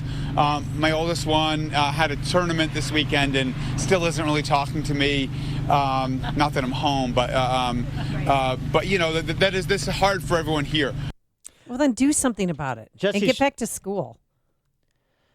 Jesse Sharkey's difficult week is very reminiscent of the difficult week LeBron James had when he could distinguish between the Chinese communists and the Hong Kong freedom protesters. It's all about how difficult it is for him, and I'm incredibly sympathetic, as you could imagine.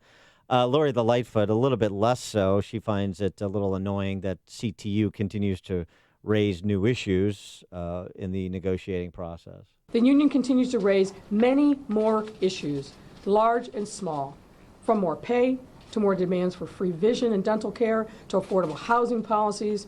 Free vision and dental care for the kids, I assume, because this is all about the kids, right? It's not. And Lori Lightfoot said that more money piece, we don't got no more money. Enough is enough. There is no further excuse to keep our kids out of school. Beyond what we put on the table, there is simply no more money. CTU Vice President Stacey Davis Gates, she ain't hearing that. To have that letter say, basically go back to work and I don't have any more money? Huh? What? Huh? What? What you say? What you talking about, Willis? No more money?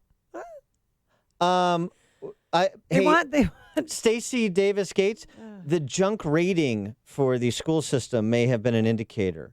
If you just do a quick perusal, you find that CPS has nearly $20 billion in obligations and bills and less than $3 billion to pay them.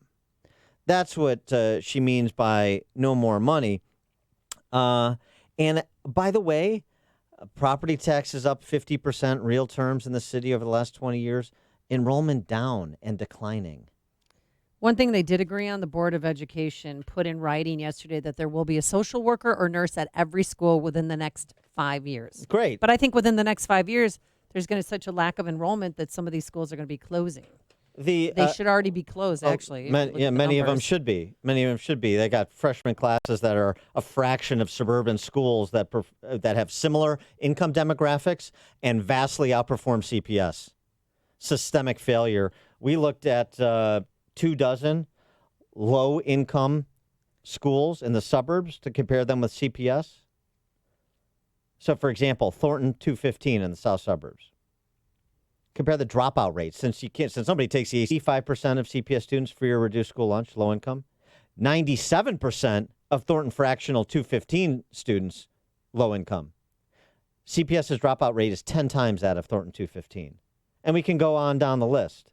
Compare CPS to Thornton, Morton, Bloom, Rich, Argo, Joliet, Elgin U46, Thornton, Leiden, Thornton 205, Leiden, Rivas, Proviso. On and on and on, and CPS is the outlier with much smaller starting classes as of 2015, scheduled for graduation in 2018. The whole argument of the teachers union is a sham. But unfortunately, the management of the city is also a sham, and it has been. So 2012, or should say 2019, is almost a play-for-play, day-to-day replay of what we went through 7 years ago. Yeah, but 7 years ago, they didn't want Reverend Jackson at the negotiating table. Now Sure they they want to did. bring in a mediator, and they want him to be the one. And whatever. Lori Lightfoot says, no, we don't need that right now. So the teacher strike is not Lori Lightfoot's fault, writes former CPS Superintendent Paul Vallis in Cranes. Kinda. Yeah, sorta. For more on this, let's talk to Paul Vallis, former mayoral candidate as well. Paul, thanks for joining us. Appreciate it. Well, thank you for having me.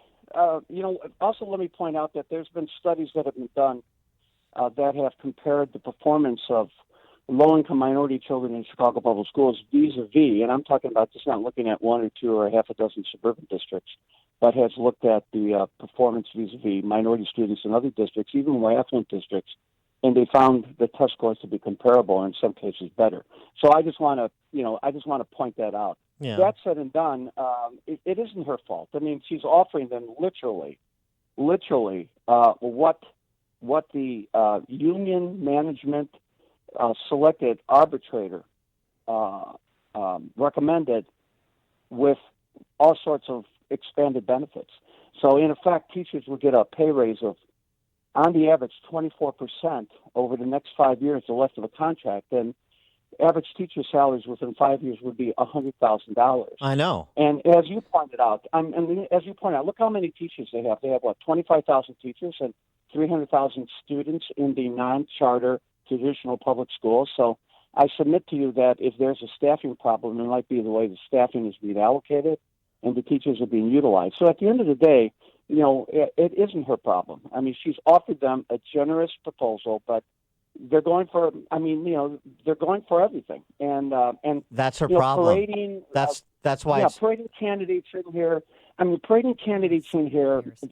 Showing solidarity with the union leadership when they've offered them a 24% average salary increase, when they're going to pay the average teachers $100,000, when the mayor has made a commitment to a continued more controlled reduction in class sizes and support staff, because as you pointed out correctly, the city just doesn't have the money. It's just absolutely ridiculous. I just want to point something out too. Yes. You don't strike, because if you really care about the kids, you don't put, and you pointed it out, 85% of the kids who go to Chicago public schools live below the poverty level. They are dependent on the free and reduced school lunch program. They're dependent on the morning breakfast program. Many kids in many communities need to be in the schools because they're safe havens. You're putting the burden on a parent population, the majority of whom The families are led by single working parents who can't afford to take a day off. That one day off can wreck their finances for a week if they have to stay home and take care of their kids. So at the end of the day, this just imposes a hardship. It's no coincidence that they waited until October 17th to strike 4 weeks into the school year when the kids are just getting settled in. I mean, if you really care about the kids, you continue to negotiate these issues, especially in light of the fact that the mayor's offering you a significant pay increase. And now I just got a text message from one of the teachers saying that they don't think they'll be back to school until next week, that this might end on Friday. Do you think that it'll come to that, or would mediation help? I mean, what's well, I don't know what to do anymore. I mean, if we're not back to school by Friday, all the Saturday championship games are going to be canceled, and then all the football teams who qualified for the state playoffs are going to have to forfeit their games. Well, look, I'm more concerned about the need for kids to be in a safe environment.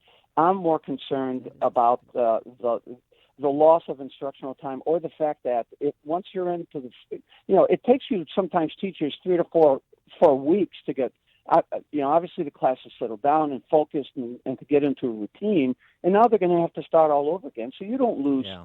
So you like thrown 4 weeks of valuable instruction outside the window. And look, the school year and school day is not that long where you can afford to lose a week of instruction, or for that matter, 4 weeks, since when they return to school, it'll be as if they have to start over again. I'm sorry. I also want to make... Well, hold on a second, Paul. I'm sorry. Hold on a second. I want to address the management side of this. I want to address the politicians. The idea that we're supposed to play this game where Rahm Emanuel's the good guy and Karen Lewis is the bad guy and Lori Lightfoot's the good guy and Jesse Sharkey's the bad guy. Nonsense. Those individuals, you don't want teachers to be able to strike, then Chicago should have used its political power a long time ago to change the law in this state that provides for it. But nobody will stand up to the teachers union. The idea that these candidates run speaking like Jesse Sharkey, and then when Jesse Sharkey calls their bluff, holds up a mirror to Lori Lightfoot and says, "This is who you said you are, triple threat," and she won't write the blank check as big as he wants it. The idea that she's the good guy because she's trying to appease the union with money we don't have and benefits that are not financeable the same way previous mayors have, that does not make her a good guy, and it doesn't absolve her of responsibility. Well, I'm not talking about who's the good guy and who's the bad guy. I'm just stating the fact. I'm saying right now the reason that they're striking is because the union leadership wanted to strike. They I wanted understand. To draw and Lori Lightfoot is doing the same thing that mayors have done for time immemorial in this city, which is why CPS has those numbers I just mentioned, which is to appease, write blank checks with taxpayers' name on it. And if you don't have a mayor that takes a hard line with these individuals like Sharkey and Karen Lewis before him, then this is what you're going to get. You're going to start off with a ridiculous offer, and then you're going to cave to make it even more ridiculous at the end of the day, figure out how to finance it all over the next 20 years after it's been conferred. Well, Dan, I'm not debating with you over the issue of effective management or whether they've given into the unions in the past. I mean, I was school superintendent for 6 years. I negotiated 2 contracts. We didn't raise property taxes beyond our cap. We never asked for any special bailout.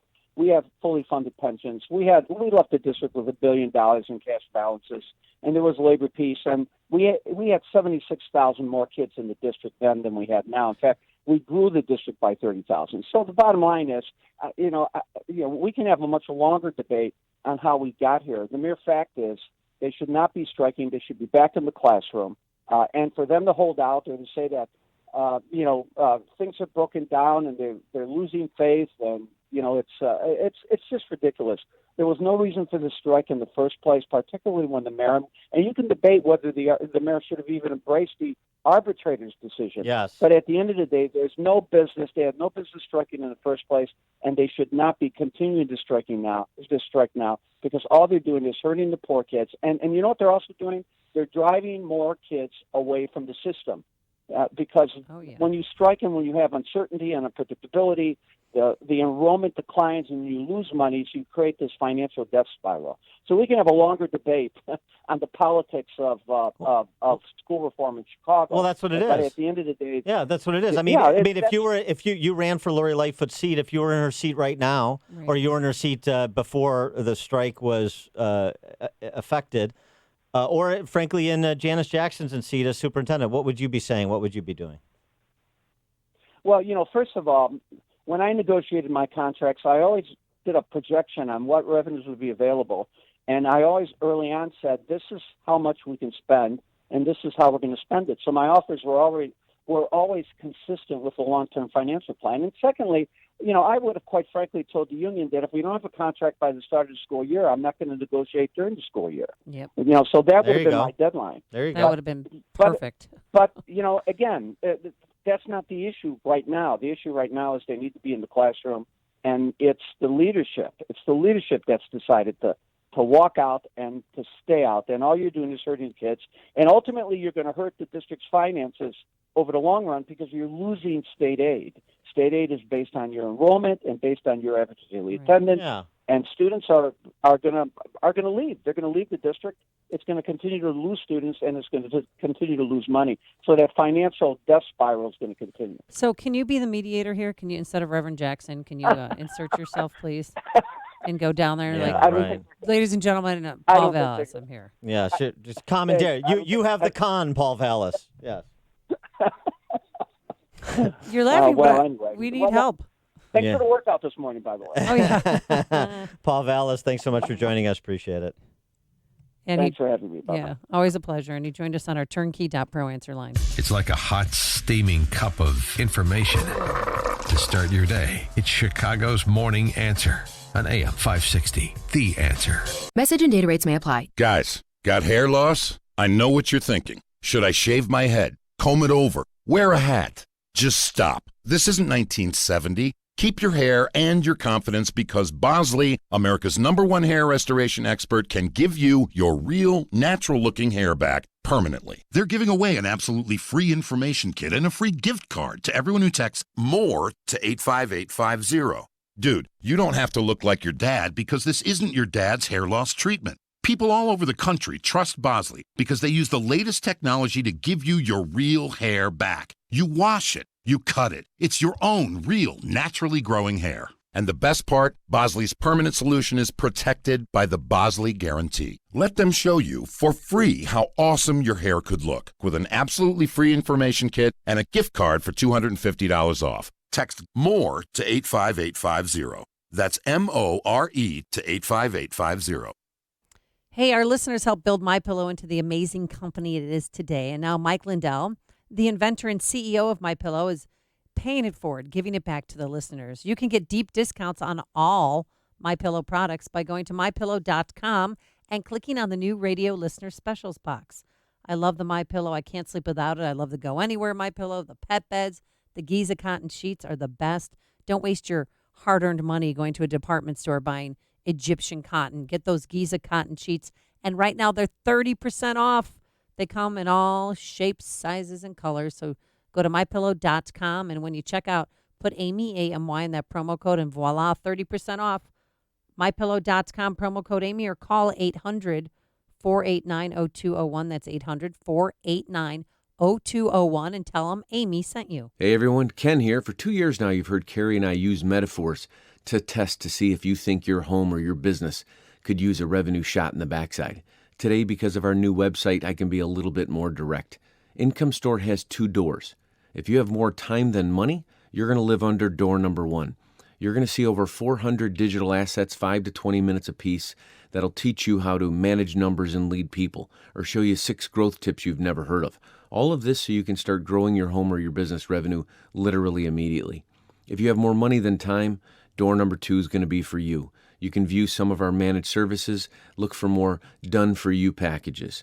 34% of Americans in 2018 visited one of our managed services. Forbes 3 years in a row quoted, Income Store is an expert at generating home or business revenue. If you'd love to explore how to check out adding revenue to your home or business, just go to IncomeStore.com. That's IncomeStore.com. PineSpecialist.com. Balance of Nature. Changing the world, one life at a time. I thank you to your Dr. Howard and everybody, because my Balance of Nature is like my extra little health insurance for me. It makes me feel good every day. I will take it forever. I don't have any family, and I think of you guys as my family. I think I'm getting emotional because you care, and I get, You're going to make me emotional. No, but, I just feel like you're my family because you really care about me. That's why I love you guys. You're like a family, and I know that if I ever needed to talk, I could talk. So thank you. Experience the Balance of Nature difference for yourself. Balance of Nature is now offering a 35% discount and free shipping on your first preferred order of Balance of Nature.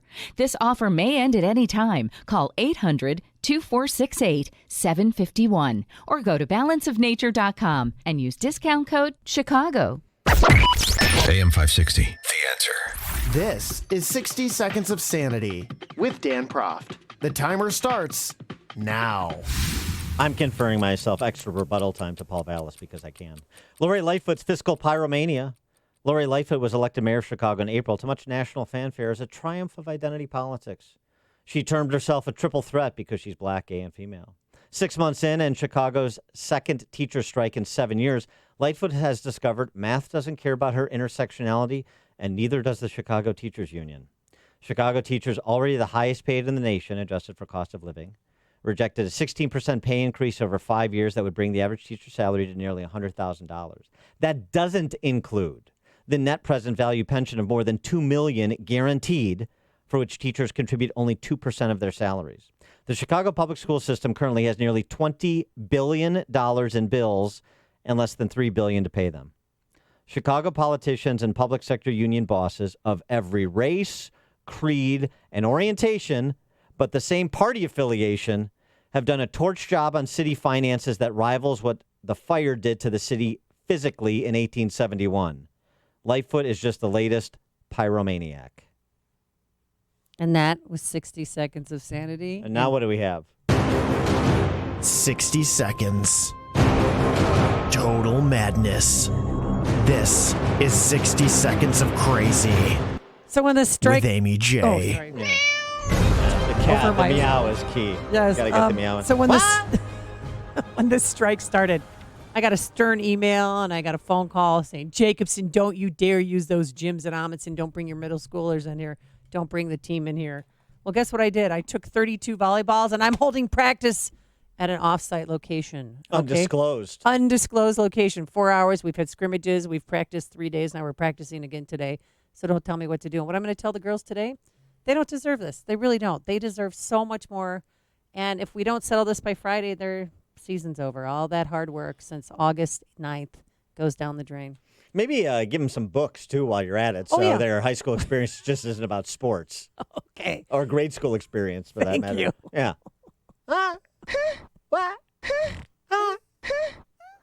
Coming up on Chicago's Morning Answer. Take your calls on the Chicago teachers strike and what you heard from Paul Vallis at 8:38. 312-642-5600. Turnkey.pro answer line. 64636DA. Turnkey.pro text line. And now, here is Mike Scott. With 60 seconds of news, National Weather Service in Chicago issuing a wind advisory until 3 this afternoon. America's top diplomat in Ukraine due to testify before Congress today in the ongoing impeachment inquiry into President Trump. Bill Taylor will speak to Democrats behind closed doors. Turkey's 5-day ceasefire in its attack on Syrian's Kurds ends today. Meantime, former President Jimmy Carter is recovering from another fall. The 95-year-old hospitalized after suffering a pelvic fracture.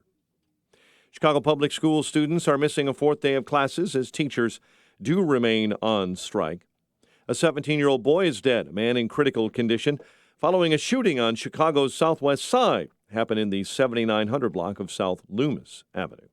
A man is dead after he was struck by a vehicle while trying to cross the Dan Ryan on Chicago's south side, the victim running across the northbound lanes of I-94 yesterday when he was struck. And we'll follow along as a federal judge is expected to decide today on whether to dismiss a lawsuit filed against Jesse Smollett by the city of Chicago. Blackhawks and Knights on the ice later on tonight. The news service of famous footwear now open at Gurney Mills in Gurnee. Visit their grand opening celebration for your chance to win shoes for a year, only for a limited time, and find hundreds of top styles for the whole family at Famous Footwear. 8:32 and a check of traffic and weather on the way next on AM 560. Mike Gallagher sees another scam from the Democrats. I got an idea. Vote on impeachment.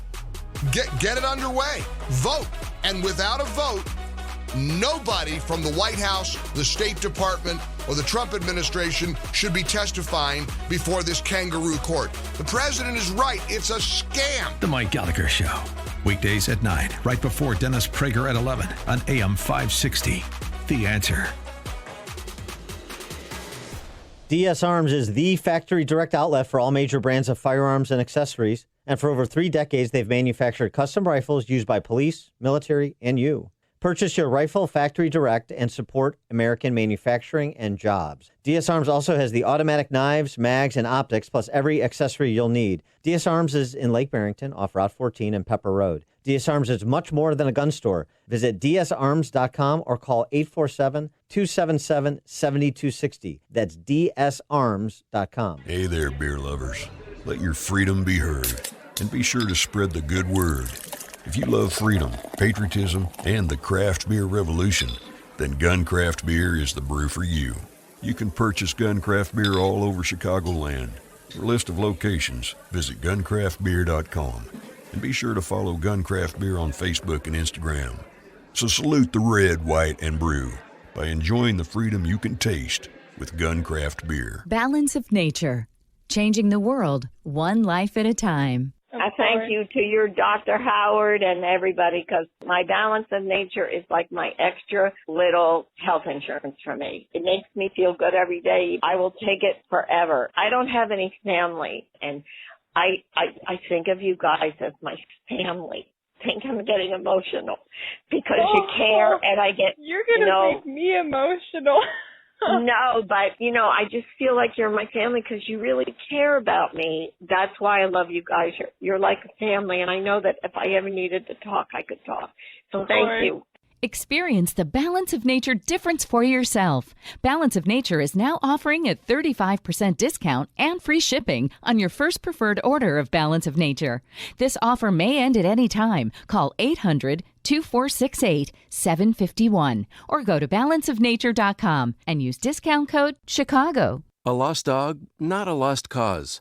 Read Catching Murphy, the latest book from the Associated Press, available now exclusively at Amazon.com.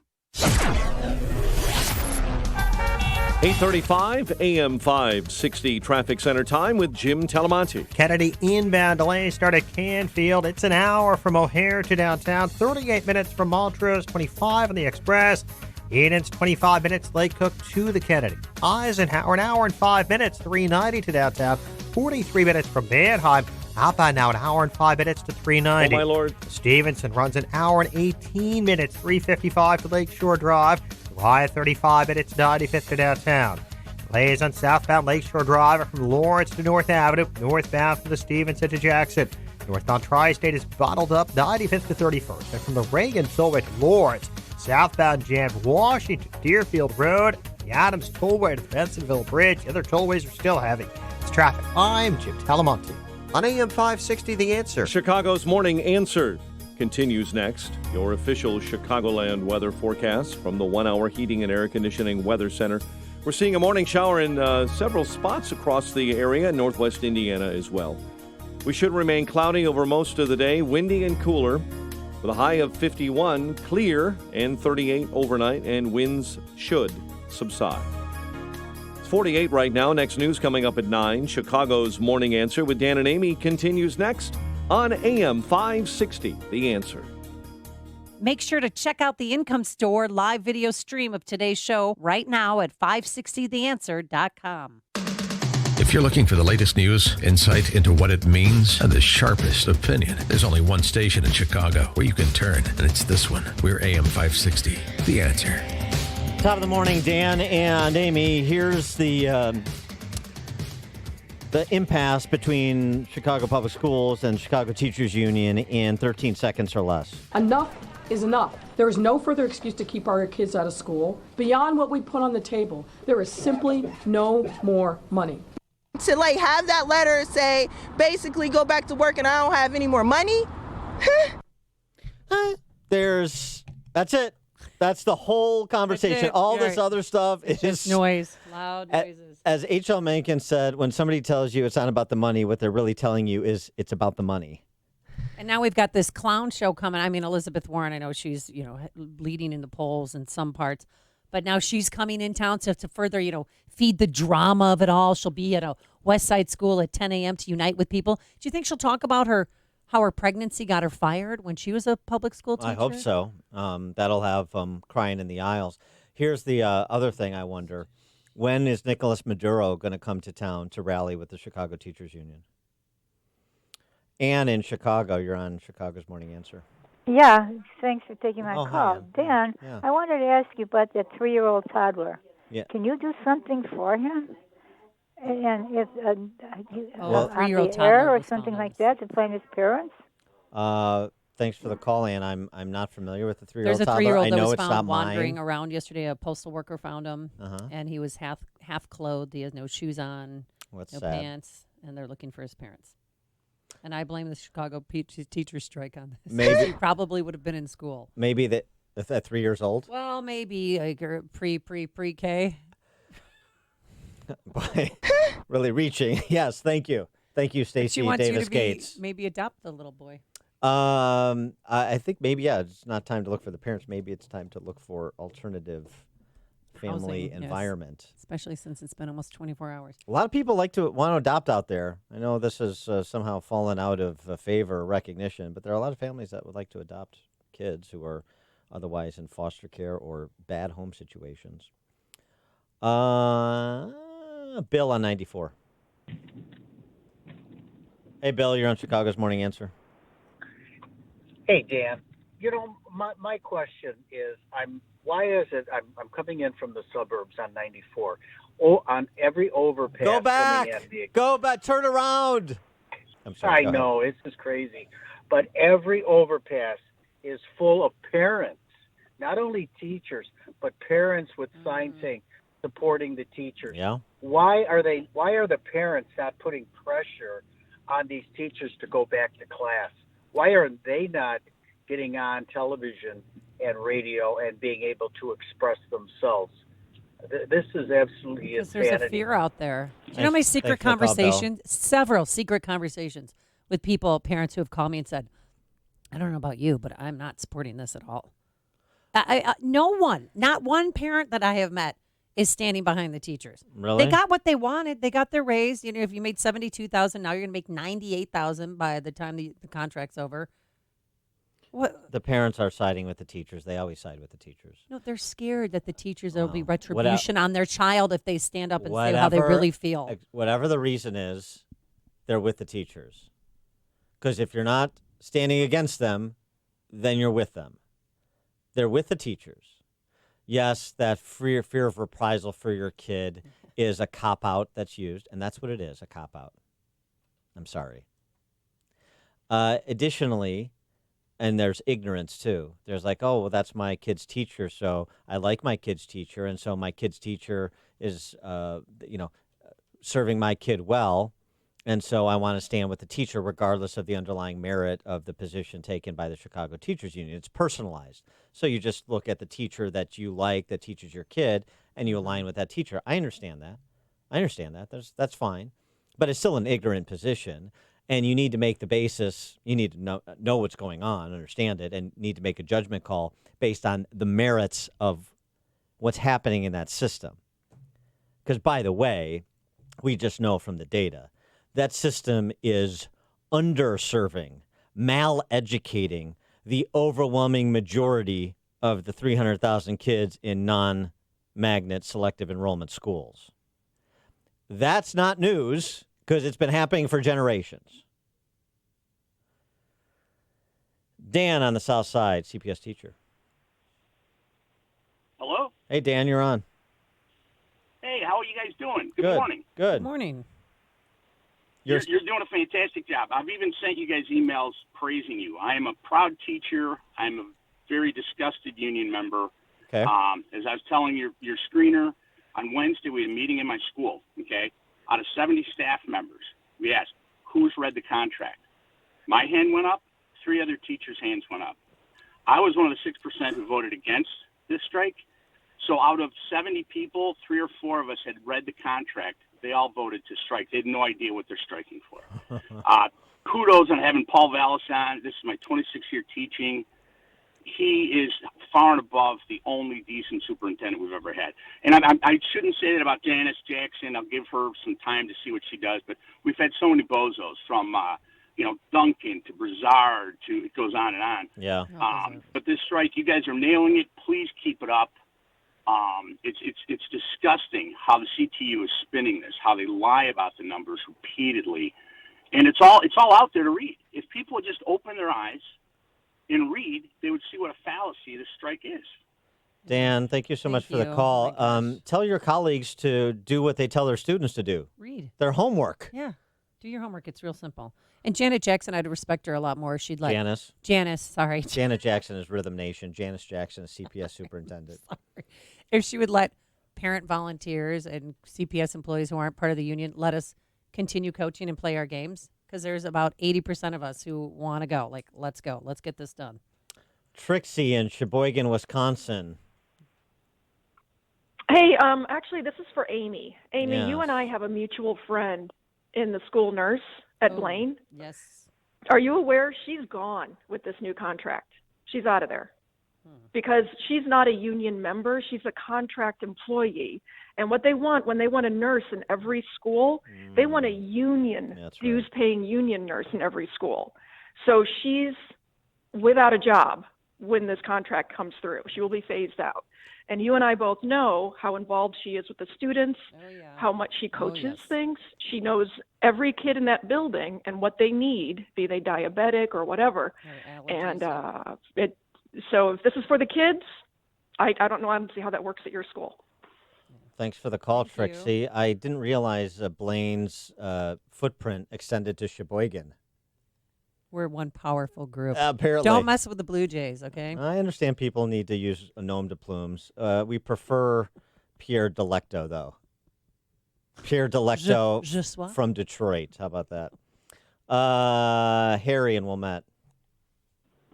Yeah, I was thinking maybe they could use the contract that the Venezuelan teachers have with their administration as a possible model. It's a good idea. Thanks for the call here. I mean, there were rave reviews of the Maduro regime and the schools in Caracas when CTU delegation visited. It's a fair point. Bill in the Northwest Side. Good morning, Dan and Amy. First of all, I just want to comment about how appropriate it is that the princess of spending money that she doesn't have, Elizabeth Warren, is coming to Chicago to support the Chicago Public Schools so that they can spend money that we don't have. Yes. My question is there a process for binding arbitration that they can go to at some point? Like, I would have gone to it on day one, frankly, because I thought the public school's initial offer to the teachers was fair. And I can think of at least three things offhand that are unreasonable on the teachers' part. Number one being they can't close schools. Number two being they're asking for a raise in excess of the historical rate of inflation recently, which has been pretty consistently at about 2%. And the third one... How about housing? How about housing policy? That's the third one. That's it. So that those three things, if an independent, nonpartisan arbiter saw those three things, I think it would weigh in the teachers' favor if they could go straight to binding arbitration with an independent arbiter and get this over with.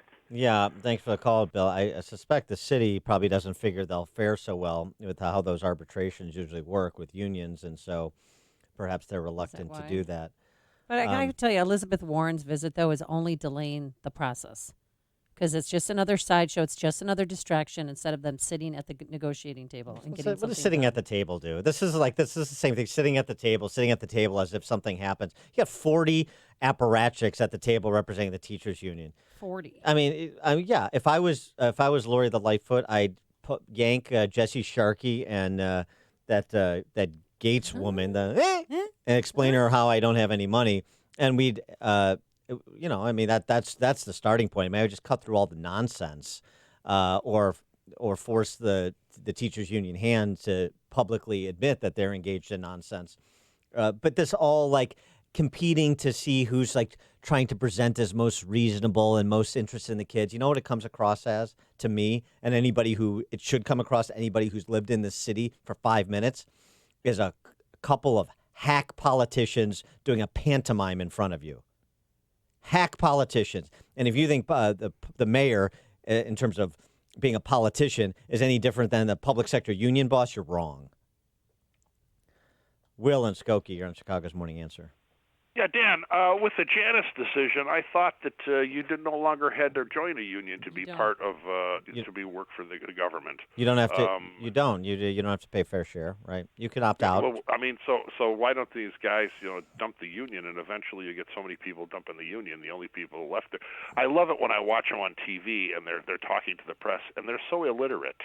Yes. They really can't put an English sentence together. This is the people teaching our kids. Yeah. Go figure. There's such nice signs. Thanks, Will.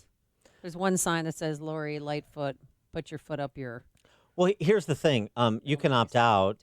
You can opt out, but there's obviously incredible peer pressure to stay in the union. In addition to that, you know what the union gets you from the politicians that they elect? Or even in the case they didn't elect this one, Lightfoot, but they have the same position of control. You know what you get? Blank checks. Why would I leave? Vic on the north side. Yeah, I'm a retired policeman, and I don't know why we can't enter into a contract with the teachers like the police department and fire department has. We're union members too, but we're not allowed to strike. That would be absurd for us there, right? Put them in that level, right into their contract. You're disrupting the education of Chicago's children, and the union is becoming a bulldog. Yeah, that's right, Vic. That requires you talking to your state legislators, who provide for this by state law. Only 12 states in the nation allow teachers to strike. Illinois, of course, is one of them because this is a state run by public sector unions, and it's not just in Chicago. So, yeah, talk to your state legislators. All those suburban Democrats. And by the way, we've got other teacher strikes going on or on the cusp of going on. Addison, Mendota. So, yeah, got to change the law. Got to change the law that the public sector unions wrote vis-a-vis the politicians that they control, finance, and elect. So you're frustrated with CTU. You should be frustrated with the teachers union in this state generally, as well as SEIU and AFSCME, the three-headed public sector union monster that controls this state.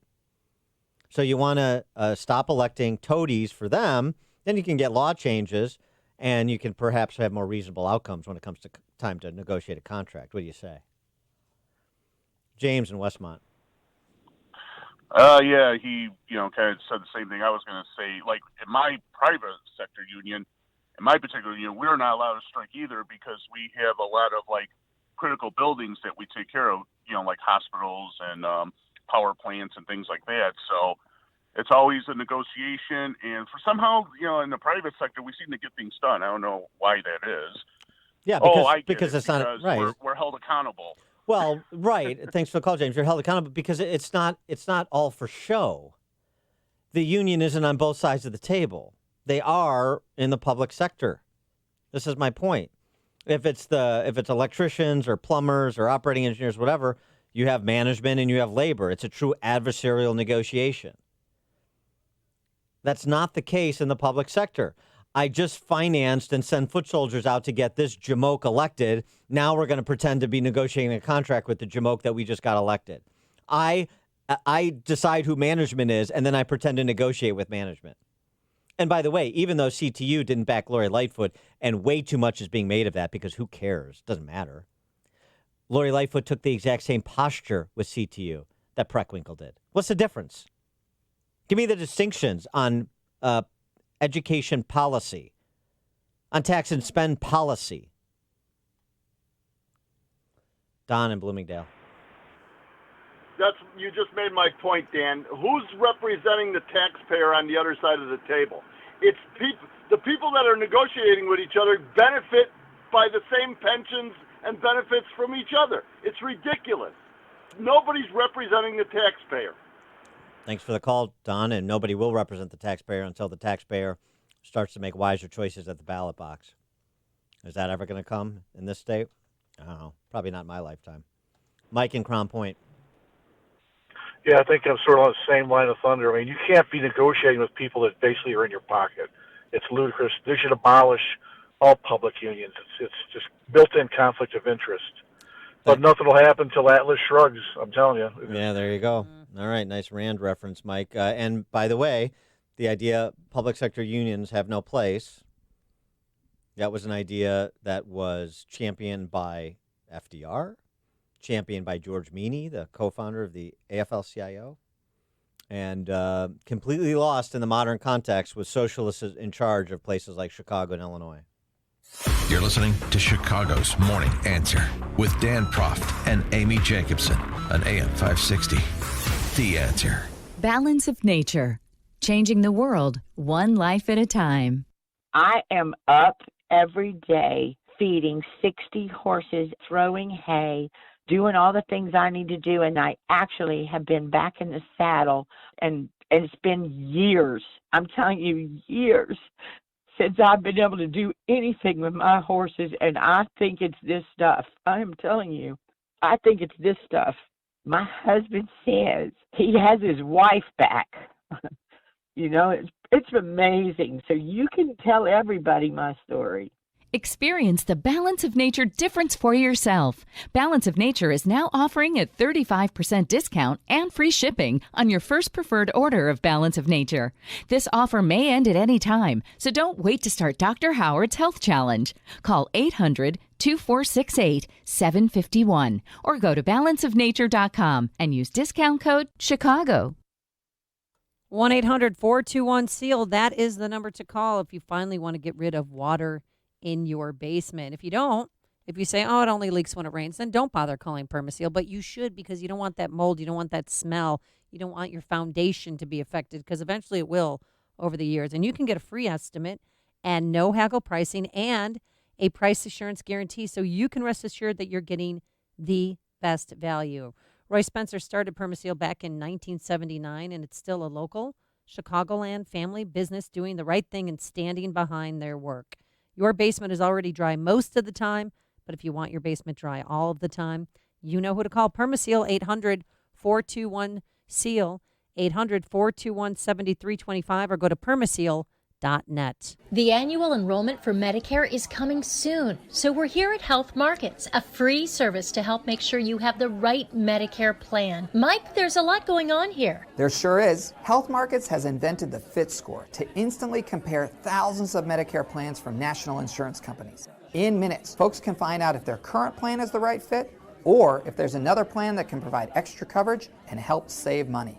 Best of all, the service is free. So what Medicare benefits could people be missing out on? A lot. Plans with $0 copays, $0 deductibles, and $0 premiums. Plans that include dental and vision coverage, or diabetic supplies, hearing aids, and more at no additional cost. With so many choices, our advice is don't go it alone when there's a free, unbiased service that can help.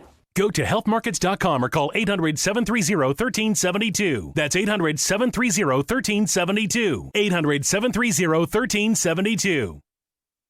Hey, here hackers are just relentless, and it's only a matter of time before they get to you and your business network. Attacks are coming from all over the world. Yes, places like Russia and China, Ukraine. How can you keep your business protected? Well, with Turnkey IT. Turnkey IT has been a proud partner of AM 560 for years. They understand the needs of small to medium-sized businesses, whether it's 5 or 200 employees. So don't become another company that's had its network, or worse, its clients' information compromised. Your business is too important to take risks. Let Turnkey IT make sure you have no vulnerabilities. Find out if your network is protected with a free security audit. Yes, free. That's normally a $600 thing. They'll give it to you free. So let the pros at Turnkey IT thoroughly analyze your systems to ensure your business is not vulnerable to attacks, intrusions, and hackers. Leave the technical stuff to the pros so you can focus on what's important. Visit turnkey.pro today. That's turnkey.pro.